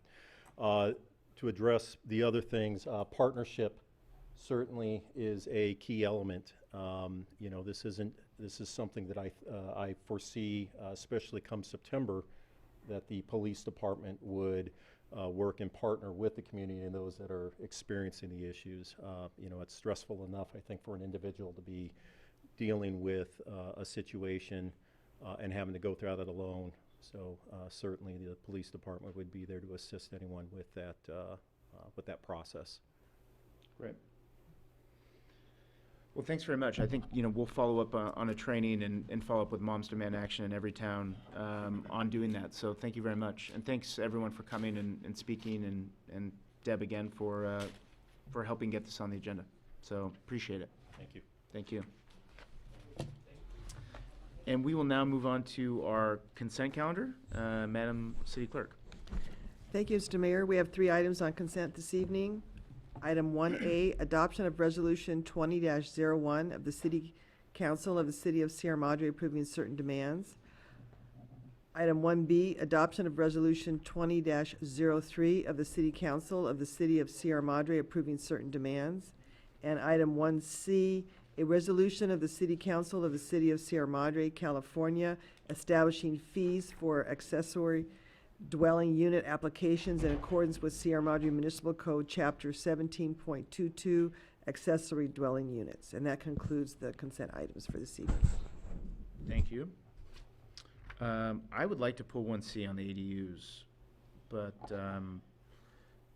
with that, I will just open it up for any questions on A or B. None. Okay. Public comment on items A or B? And seeing none, I'll take a motion on A and B. Move to approve. Second? All those in favor? Aye. Aye. That is approved. So 1C, I don't know if Director Gonzalez, I don't know if we need a full presentation. I just have a question on 1C and maybe some discussion here. I'm just struggling to know why we would be, you know, knowing why we impose public facilities impact fees. I'm struggling to see why we would be imposing those impact fees on ADUs when we traditionally have imposed those on the standalone new development, a new house. And we don't impose those, for example, if you do a remodel and add 3 or 4 bedrooms and a new bathroom. So can you explain a little bit about why? I know the law says that we can, you know, impose impact fees. I'm just wondering whether it makes sense. Yeah, certainly this is under the purview of the City Council to make that determination. This is a new state law that allows for only ground-up new construction of single-family homes that are paired up with an ADU to go ahead and impose an impact fee with that. But you do bring up a good point. An impact fee for a ground-up house is already being charged a public facilities fee, state law does allow for a certain percentage of that of the cost for the public facilities fee to be imposed on the ADU. But certainly, as I mentioned, it is under the purview of the council to make recommendations, and we can certainly omit that from this cost recovery analysis. And just so I understand, if an ADU that's under 750 square feet wouldn't have the public impact, so it's just larger ones. Yeah, I mean, I think that the administrative processing fees make sense. I mean, I get why we're doing that. And then from what I understand, those fees might be updated in the next 6 months to a year anyway. So it seems like that's the fair rate that we've been charging up until this point anyway. So I just think that the public facilities impact fee, it seems unnecessary, and I don't really see the justification for it. So, I mean, I would move to actually just eliminate that, and you know, I'm happy to hear from my colleagues, but. Just a question, what is the significance of the 750 square feet threshold? That is for new construction, if it's paired up with a brand new ground-up house, not a demolition and replacement structure. So if we were looking at a lot that is being subdivided and we're able to issue water meters, that would be a ground-up construction for new homes. The state came up with a 750 square foot threshold that would apply to an accessory dwelling unit or to be applicable to a public facilities fee if the jurisdiction chooses to do so. Okay. Okay, thank you. So my idea was to eliminate the public impact fee for the ADUs while keeping the administrative processing fees. But the basis for the public facilities impact fee is the 25% of the primary dwelling unit. Right. And look, I mean, I can go more into why I think that this is an unnecessary fee that really I don't think is getting to what public impact fees are for, which I think, again, is analogous to with a remodel, with a huge addition. Yeah. You know, we don't care if there's 5 people living in the house or 8 people living in the house. The impact to the community is a new development with a new water main, with a new house that wasn't there. So, Yeah, Mayor, sorry, Director Gonzalez and I spoke with the mayor this afternoon. We agree with that assessment because it's being charged with the new property as well. When we charge the facilities assessment fee, we wouldn't charge differently for a 2-bedroom, 4-bedroom, 3-bedroom. So we, after speaking with the mayor, the argument he's making makes sense. We actually support removing that portion. yeah. Okay. So I would just make a motion to approve the fees as presented with I would just excise from the resolution. Just the bottom line? Yeah, the bottom, on the public impact fees on the exhibit. So we would not be imposing the public impact fees. I'll second that. On the ADU, there's 2 lines that are primary dwelling unit. Yeah, on the ADU. Existing. Yeah, just on the ADU. All right, I'd support that. Okay, well, I'll make that motion second. All those in favor? Aye. Aye. Aye. Great. Well, thank you very much for that. We will now move on to the first discussion item, which is going to be considering our an amendment to our Athens contract. And I do believe we have Mr. Warner here from Athens to assist in the presentation. And good evening, Mayor and City Council. Item number 4 on the agenda this evening is a recommendation from staff to adopt Resolution 20-04, amending the city's solid waste contract and approving an 8.81% increase to residential rates to comply with State Assembly Bill 1594. Assembly Bill 1594 no longer allows green waste to be used as alternative daily cover for all cities in the state to meet their diversion requirements. Cities must identify a new method of recycling the residential green waste, and haulers are now transporting the waste to composting facilities throughout the state. Athens Services owns and operates American Organics, a composting facility in Victorville, and they have instituted programs with their Southern California customers to transport residential green waste beginning on January 1st of this year. Resolution 20-04 updates the city's solid waste contract with Athens Service to incorporate this program to continue to remain in compliance with state regulations. Athens Services is requesting a one-time rate increase of 8.81% to offset their costs in additional transportation and processing of the green waste for this program. Staff is recommending that the City Council adopt Resolution 20-04 and approve the one-time rate increase of 8.81%. I'm happy to answer any questions you may have and also introduce Christian Warner and Ed Chen with Athens Services, who are available to answer your questions as well. Great. Questions? I have a question. First, just for the benefit of the public, so it was explained to me the other day, I may have gotten it wrong, that this is coming from the state with an eye on reducing methane emissions from landfills. Well, it's a Is that little the bit, idea of it? a little bit more targeted as organics. They're looking at all of the recycling streams that are available. We know the National China Sword is eliminating some of the markets for plastics, glass and such. So they're looking at organics. Eventually they'll get into food waste and stuff like that to divert from landfill. Ancillary benefits do include the reduction of emissions. Well, if that's an ancillary benefit, what's the primary benefit? To reduce landfilling. Landfill. So this is about landfill capacity and as a secondary impact, methane gas as a greenhouse gas. The way I would best describe it, there might be others that would take the AB 32 greenhouse gas emission as the primary goal, but the way I would describe it would be a landfilling first and then the greenhouse Okay, gas. so those are the two major issues Yes. here. Because I just want to make sure the public understands what we're talking about. Just, thank you, Analyst Carlson. I heard you say one-time 8.8%, but this is an 8.8% on, for every, or an increase of 8.8% on our, Yeah, that's a good question. Maybe I should have explained further. It's an 8.81% increase this time. Then it reverts into the regular rate increase structure that's included in the contract, so that every year we would consider a CPI increase and any gate fee or processing increase.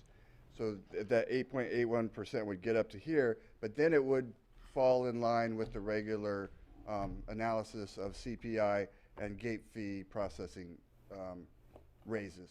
but it's not 8.81% at one time. It's 8.81% for. Right. Okay, Going forward, just and wanted then to make sure. adjusted Okay. accordingly to the contract. Got it. Thank you. Yeah, just a question regarding greenhouse gas. I mean, how does the composting process capture the greenhouse gases that are emitted as part of the, just the biological process? Sure. I asked Christian on that, and he had a really good answer for me, so I'll let him take that one on. Thank you. First of all, Mr. Mayor, City Council, City staff, thank you for allowing us to be here tonight. Happy New Year to you all. Happy New Year. And on behalf of our owners and our staff who work here in the city, we do want to thank you for the opportunity to be your hauler here in Sierra Madre. It's something that we truly appreciate, so thank you. So organics, if I could explain it as simple as possible, the way that that helps reduce these gases going into the air is that the organic material is really becoming more of a soil amendment and helping the soil that it's added to reduce the gases that come from the soil. That's really where we are seeing the benefit of compost, is when it gets applied to the soil wherever it's getting applied to, whether it's residents' front yards, backyards. A lot of the local farmers in the Victorville area and Bakersfield area use a lot of our compost, and so that's where we're really seeing the benefits of the reduction of the methane gas being produced into the atmosphere, if you will. It's reducing that, as well as it's keeping this material out of the landfills, which landfills also over time produce methane gas that goes into the air. But don't the landfills capture the methane? You know, different landfills do different things. For example, we have a system in our company that we've partnered with landfills throughout the state that do capture their methane gas. We are able to, they capture that gas, and we have a pipeline system that goes directly into some of our parking lots that fill up our trucks with compressed natural gas throughout the night. But there are some landfills that don't do that. You know, that's really up to the landfill owner of how they're going to operate their landfill, but some do. So the landfills that you use for Sierra Madre's waste, they do have that? Well, I mean, where are you taking those? I forget. Is it just the Shoal Canyon? You're still using Shoal Canyon? Sometimes we use Shoal Canyon for Sierra Madre's residential black barrel trash, if you will. But for the commercial and multifamily bins, we take that waste to our MRF, our recycling center. And then the residue that we're not able to recycle, we take to the San Bernardino County landfill system, And who they we do- are partnered They with. don't have a recovery? They do have some systems in place. But like I said, different landfills just use different systems. Yeah. Yeah. But when you're composting it, the process of composting, the methane gas is coming out of the compost into the atmosphere, right? Very little, a lot less than what would happen just naturally if you left it in the landfill. Okay. Yeah. So the other question that I had too is the product of the composting is it's valuable. Who owns it after you? Do you own it? Great question. So yes, we do own it. About 70 to 80% of the compost that we produce at our facility gets sold or used by all these local farmers. About 20 to 30% of it, we actually return it to our cities like Sierra Madre, and we do a lot of free compost giveaways. We give a lot of our compost to city yards, parks, golf courses. The material that we do sell, you'll be surprised, the most that we're actually getting for that is about $4 per ton. 1 ton is 2,000 pounds. It's unreal. There are many cases where we're giving it away for free, simply because our composting facility is really there as a facility that we use for diversion because of these state laws. It's not a money-making facility that you might think of. And so it's basically a break-even facility. And sometimes we're just transporting the material to these farmers at zero revenue, at the most $4 per ton. Yeah. Okay, how about the other cities that you serve? You're proposing the same rate increase across the board to all your customers? So we are doing the same program for all of our cities here in the area. And Sierra Madre has a clause in the contract that benefits the city more so than any of our other cities, whereas Sierra Madre is entitled to the lowest incremental cost for this program. And so no other city has a lower cost for this program than Sierra Madre.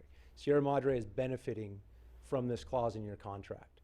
And that's something that city staff discussed with me thoroughly to make sure that that was happening in this case. Yeah. So is that all to say that everybody else is being charged more than 8.81%? The percentage is a little bit different across the board because the mathematical equation here, and I want to try and keep this simple, is there's an incremental or additional cost to do this program. Yeah. It's a further distance for us to take the green waste, and it's a higher processing cost, as James mentioned. So that incremental cost to us to do that program, we then multiply that. It's a per ton cost. We multiply that times your specific tons. I see. Divide that by your revenue, and that equates to 8.81%. Okay. So that incremental cost is the key, and you're getting that most favored number. Okay, I brought this up before. I think last time I asked you last time you were here, but that one company, CR&R, I think is the name. It's another trash hauler that they're building digesters to extract the usable gas out of that. And you know, my impression that's a big part of their business plan overall is to do that.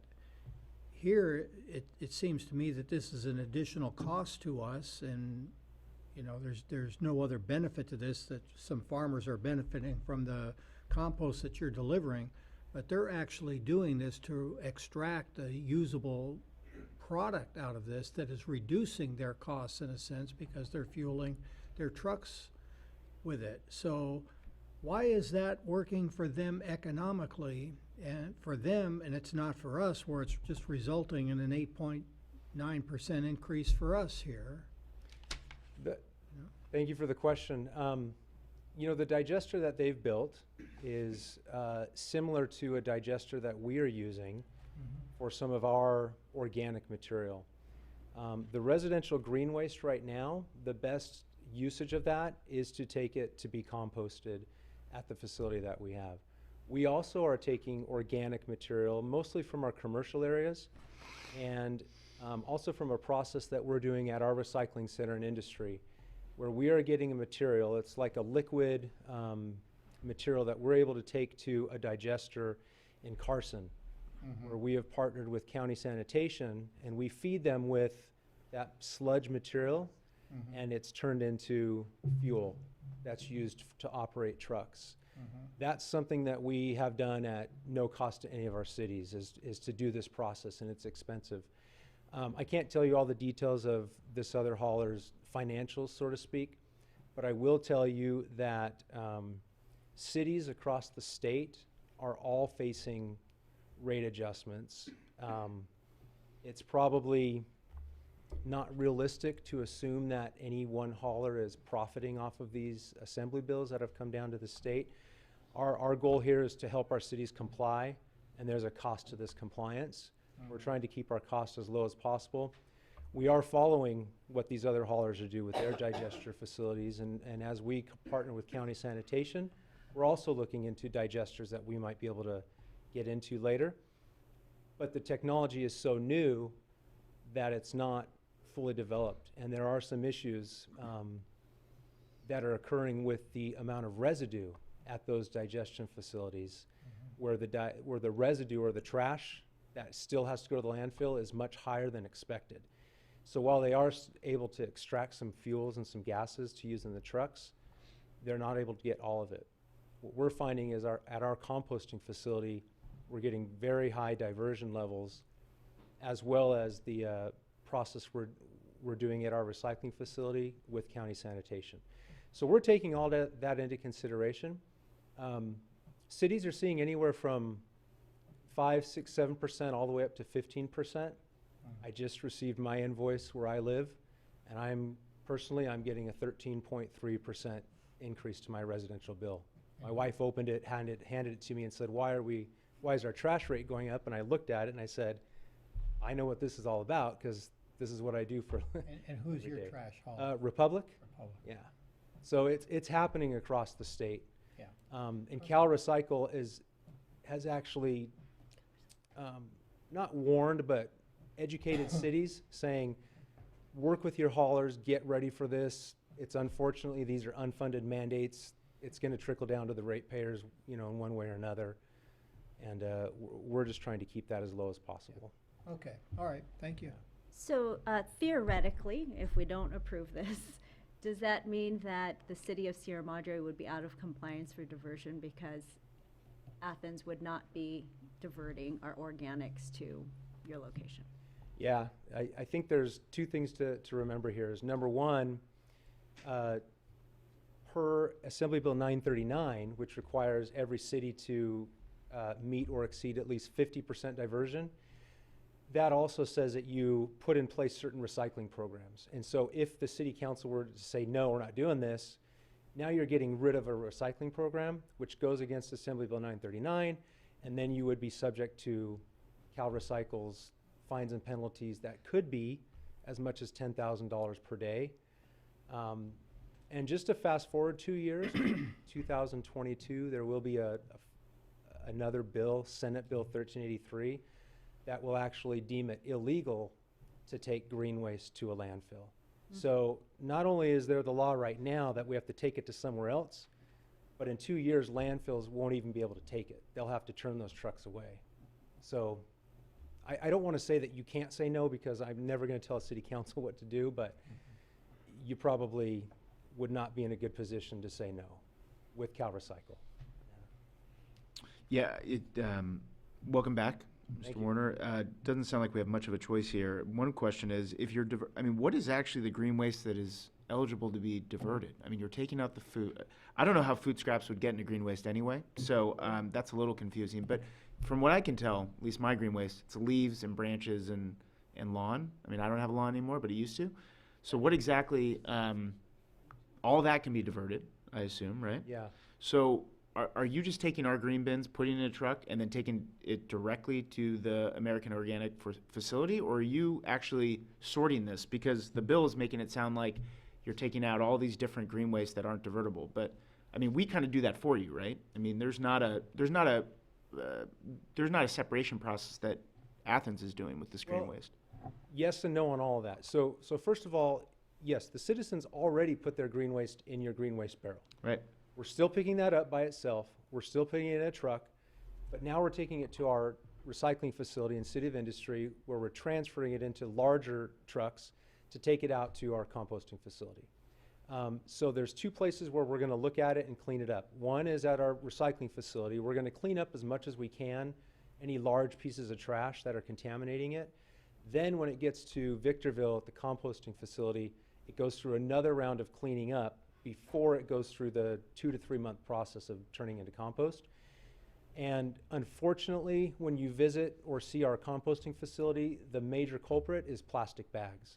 There's shredded plastic bags all over the place that we are constantly having to keep out of that material. And that's the main piece of contamination that we're seeing. So we do have to clean it up. But for the citizens, it's pretty much the same process that they've always been doing. It's now we have to take it somewhere different and do something different with it. Got it. And so step one was always taking it to industry. You were doing that now, right? To the Right. recycling facility. But the second step was you were actually taking that to To a landfill. which is To be closer. covered. Because, just to make it clear to why were these increased costs, it's really just transportation costs, right? And processing. And processing. Just those So two, that's it. And so the only thing, and look, I think that we're in favor of this. It sounds like there's no other choice, and it's an unfunded mandate, as you said. And I think that the only thing that gives us pause is, let's say the county in a couple of years shuts down a landfill, and they come back and they say, sorry, there's no longer a landfill. You're going to have to drive 10 more miles to this other landfill. Will Athens then be coming in and saying, well, this is sort of like an unfunded mandate. The county has shut down a landfill, making us drive further, and now we need another 5 to 8% increase. I think that's, Sure. it's kind of a slippery slope, right? I mean, we get why this is in front of us, but where's the line drawn whenever there's some unintended cost imposed on you that can then be, I guess, passed through to us? Yeah. I mean, the line is drawn in the contract. Anytime we come in for an extraordinary rate adjustment, the council can say yes or no. Sometimes as it relates to disposal, it can be considered as a pass-through. But I will tell you this, kind of jumping over to the disposal question, the landfill side. We do partner with San Bernardino County landfill system. We are in the very process of essentially doubling the size of the length of our contract with them. They like us as a customer. We like them because they are giving us favorable rates for the tons that we take to them. So we're getting longer contracts with them that provides our customers of cities guaranteed disposal.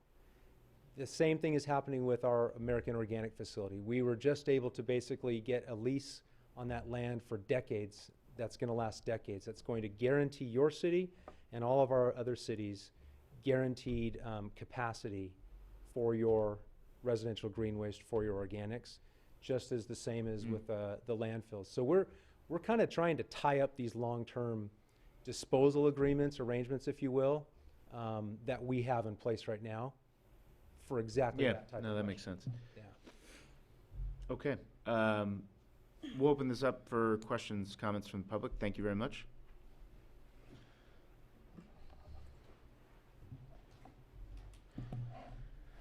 D. Alcorn on Grandview.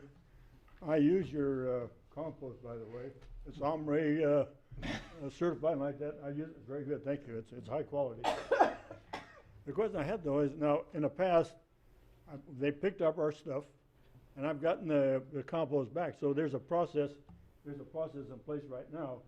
So what's different that is going to cost 8.8% more that that is you're picking it up, you're processing it right now. Was it a new facility, or I'm not quite sure why? Because you were doing it before. Why now? What's different than I have to pay 8.8%? I don't quite understand why that jump is, because you're doing it now. Anyway, that's my that's part of the question. I don't quite understand what the difference is. And we'll get the questions, and then, I think we can address the, if there's other questions, we'll then give you a chance to address them all at once. Leslie Hinton Acacia. I have two questions. One is for the council, and one is for Christian. The first one is, will this new increase in our bill be subject to the UUT? No. And the second question is, if I lived in a different city, is there a chance that I would be having, as an individual customer, a lower rate increase? Thank you. Any other questions or comments? Okay. So, Mr. Warner, if you want to come up. The first question was from Mr. Alcorn about the 8.81% increase, and there's processes that are taking place now. There's new processes. Why the 8.81? I believe you said that the difference is now, instead of being taken to a landfill, that second step, it's being taken to Victorville, and that's higher processing fees and higher transportation costs. Exactly. What else? Is there anything else that we're missing there? No, okay. just those two. Those two things. Okay, so now they take it to a different facility and it costs more to process. Yes. Per ton. Yeah. They can no longer use the present facility. You have to use another facility to accommodate. Right. So the places where all of the haulers have been taking green waste in the past is to landfills.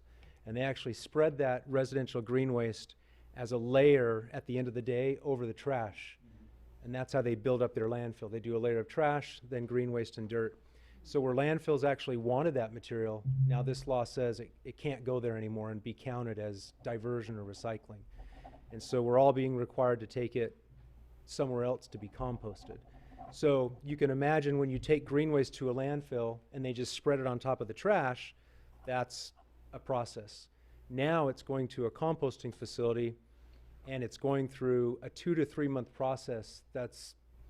It's much more expensive to go through that process and turn it into compost than to just spread it on the landfill for the day. Well, my question was, you're already composting those, so that was part of the understanding.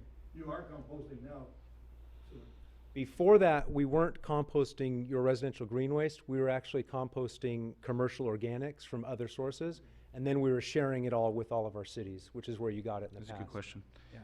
Yeah. The increase in the bills that's subject to the UT, this really isn't a question for you. I believe I know the answer, but I'll defer to our city manager. Mayor, I actually want to see what portion of Athens bills have the UT charged against them, so I'll research it and then provide an answer. Oh, you have it? Okay. I think it is subject to the UT, but that was my thinking.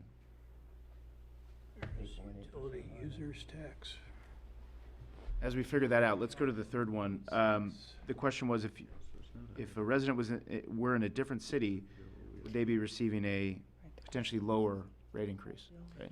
Yeah, so another city might have a lower percentage, rate adjustment percentage, but there is no other city that's receiving the benefit of the lower incremental cost. So specifically, Sierra Madre's incremental cost is $39 per ton. That's the addition of the transportation and processing. It's not applied. The next city above that is at $42 and some change. So Sierra Madre is enjoying the lowest incremental cost because there's a section in the contract that stipulates that. So that's a benefit that's in your contract. So I guess the answer is no other city is getting a lower incremental cost, but it might be a slightly lower percentage simply because that city's tons and that city's revenue stream might be different, that mathematically equates to a different percentage. I hope that makes sense, but it's really just math. Yeah.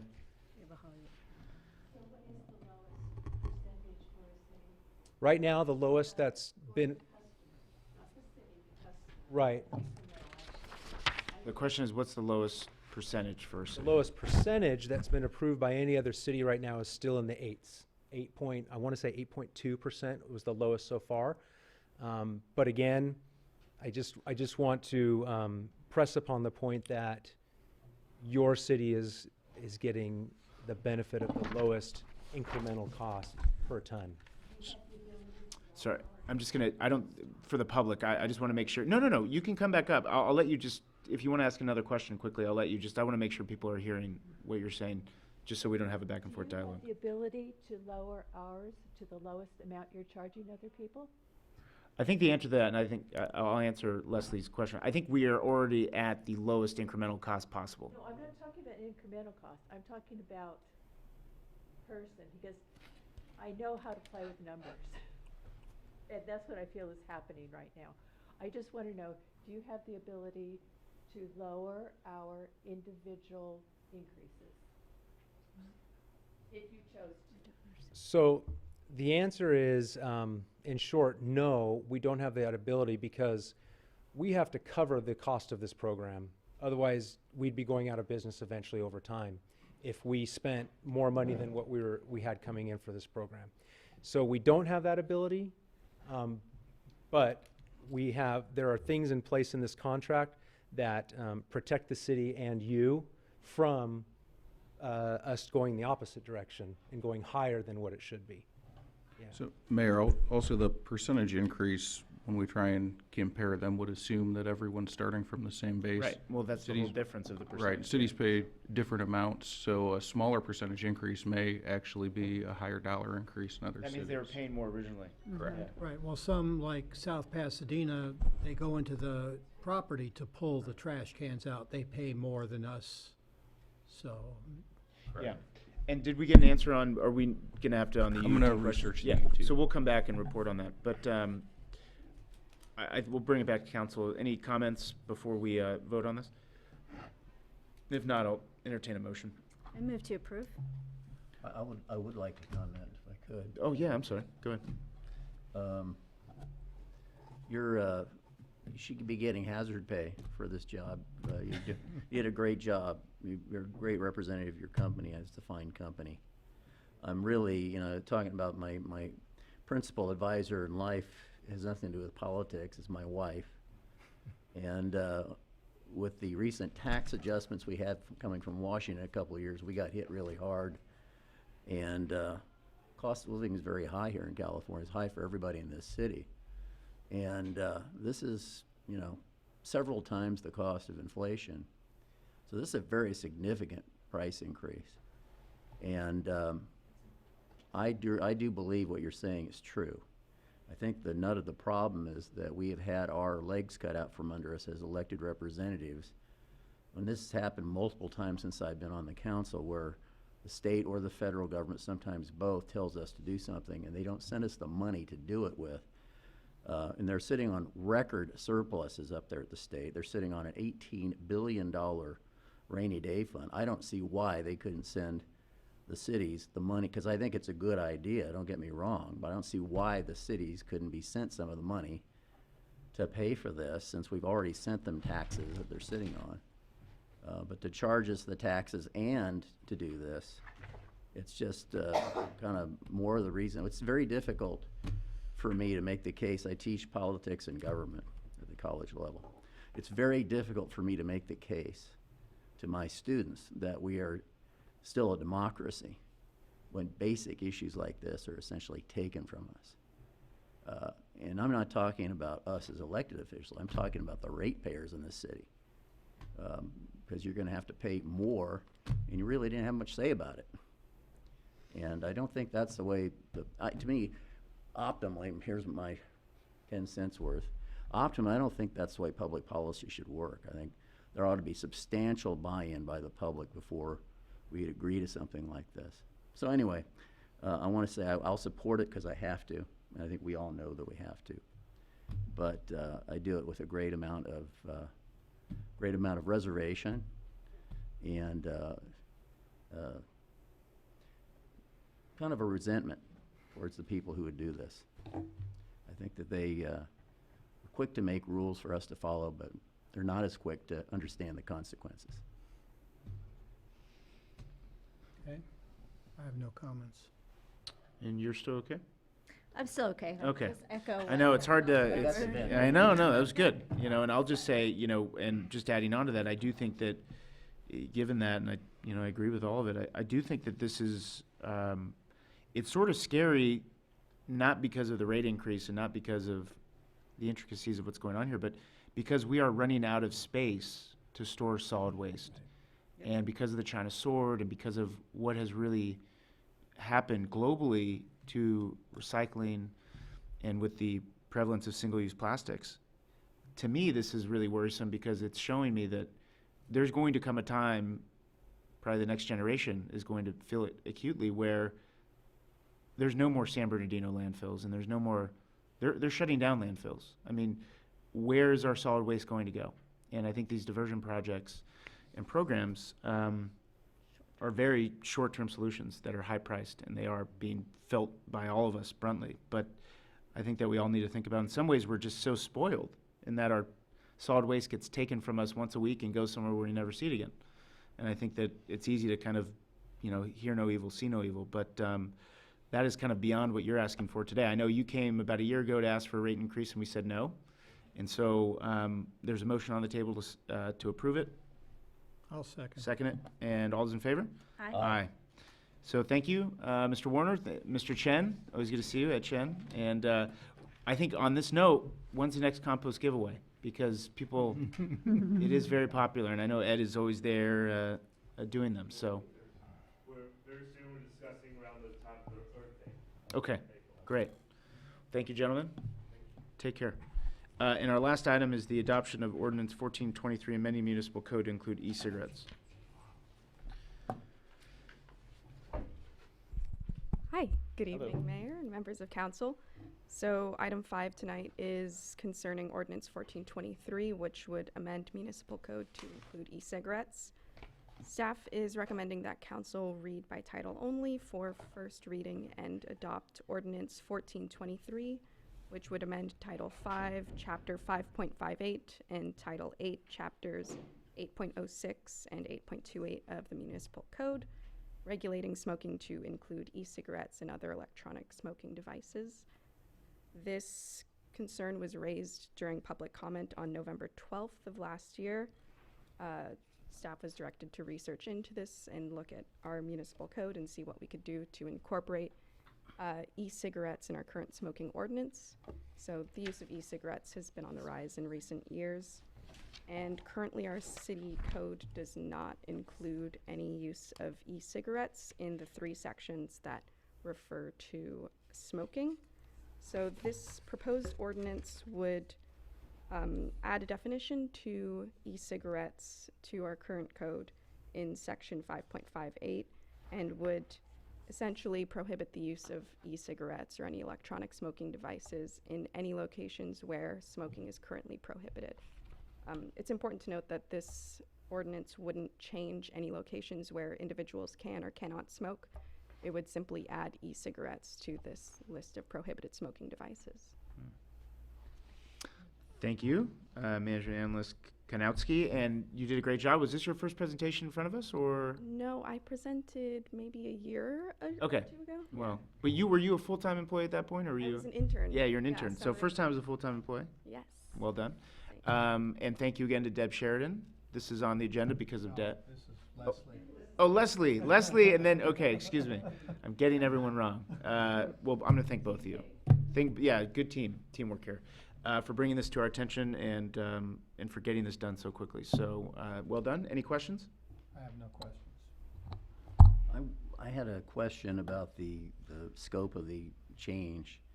And I wanted to see if there was any interest, because there was some mention in the staff report about possibly banning the flavored cartridges that are so attractive to teenagers.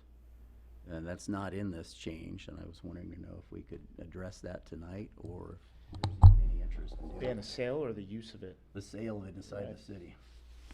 I mean, it's beyond, go ahead, I don't know.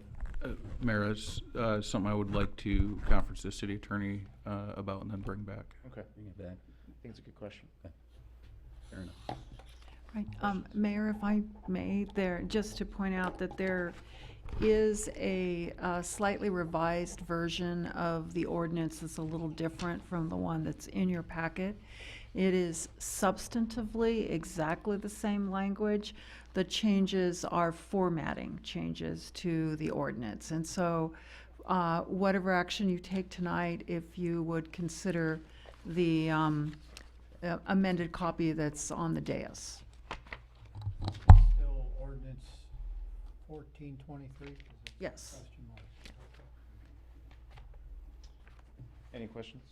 I don't have any. I don't either. We'll open this up for, thank you very much. We'll open this up for public comment.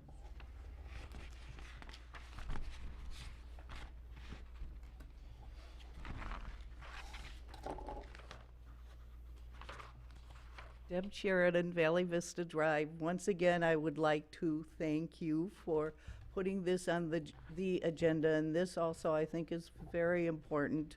We know also how dangerous vaping is, and if we can clarify that people cannot do that where other cigarettes are not allowed, that would be great. And Councilmember Goss, I love your idea of banning flavored cigarettes too. I mean, this is also an epidemic, not, in my opinion, not quite as serious as gun violence, but this is killing our teenagers as well. So thank you all very much. Thank you.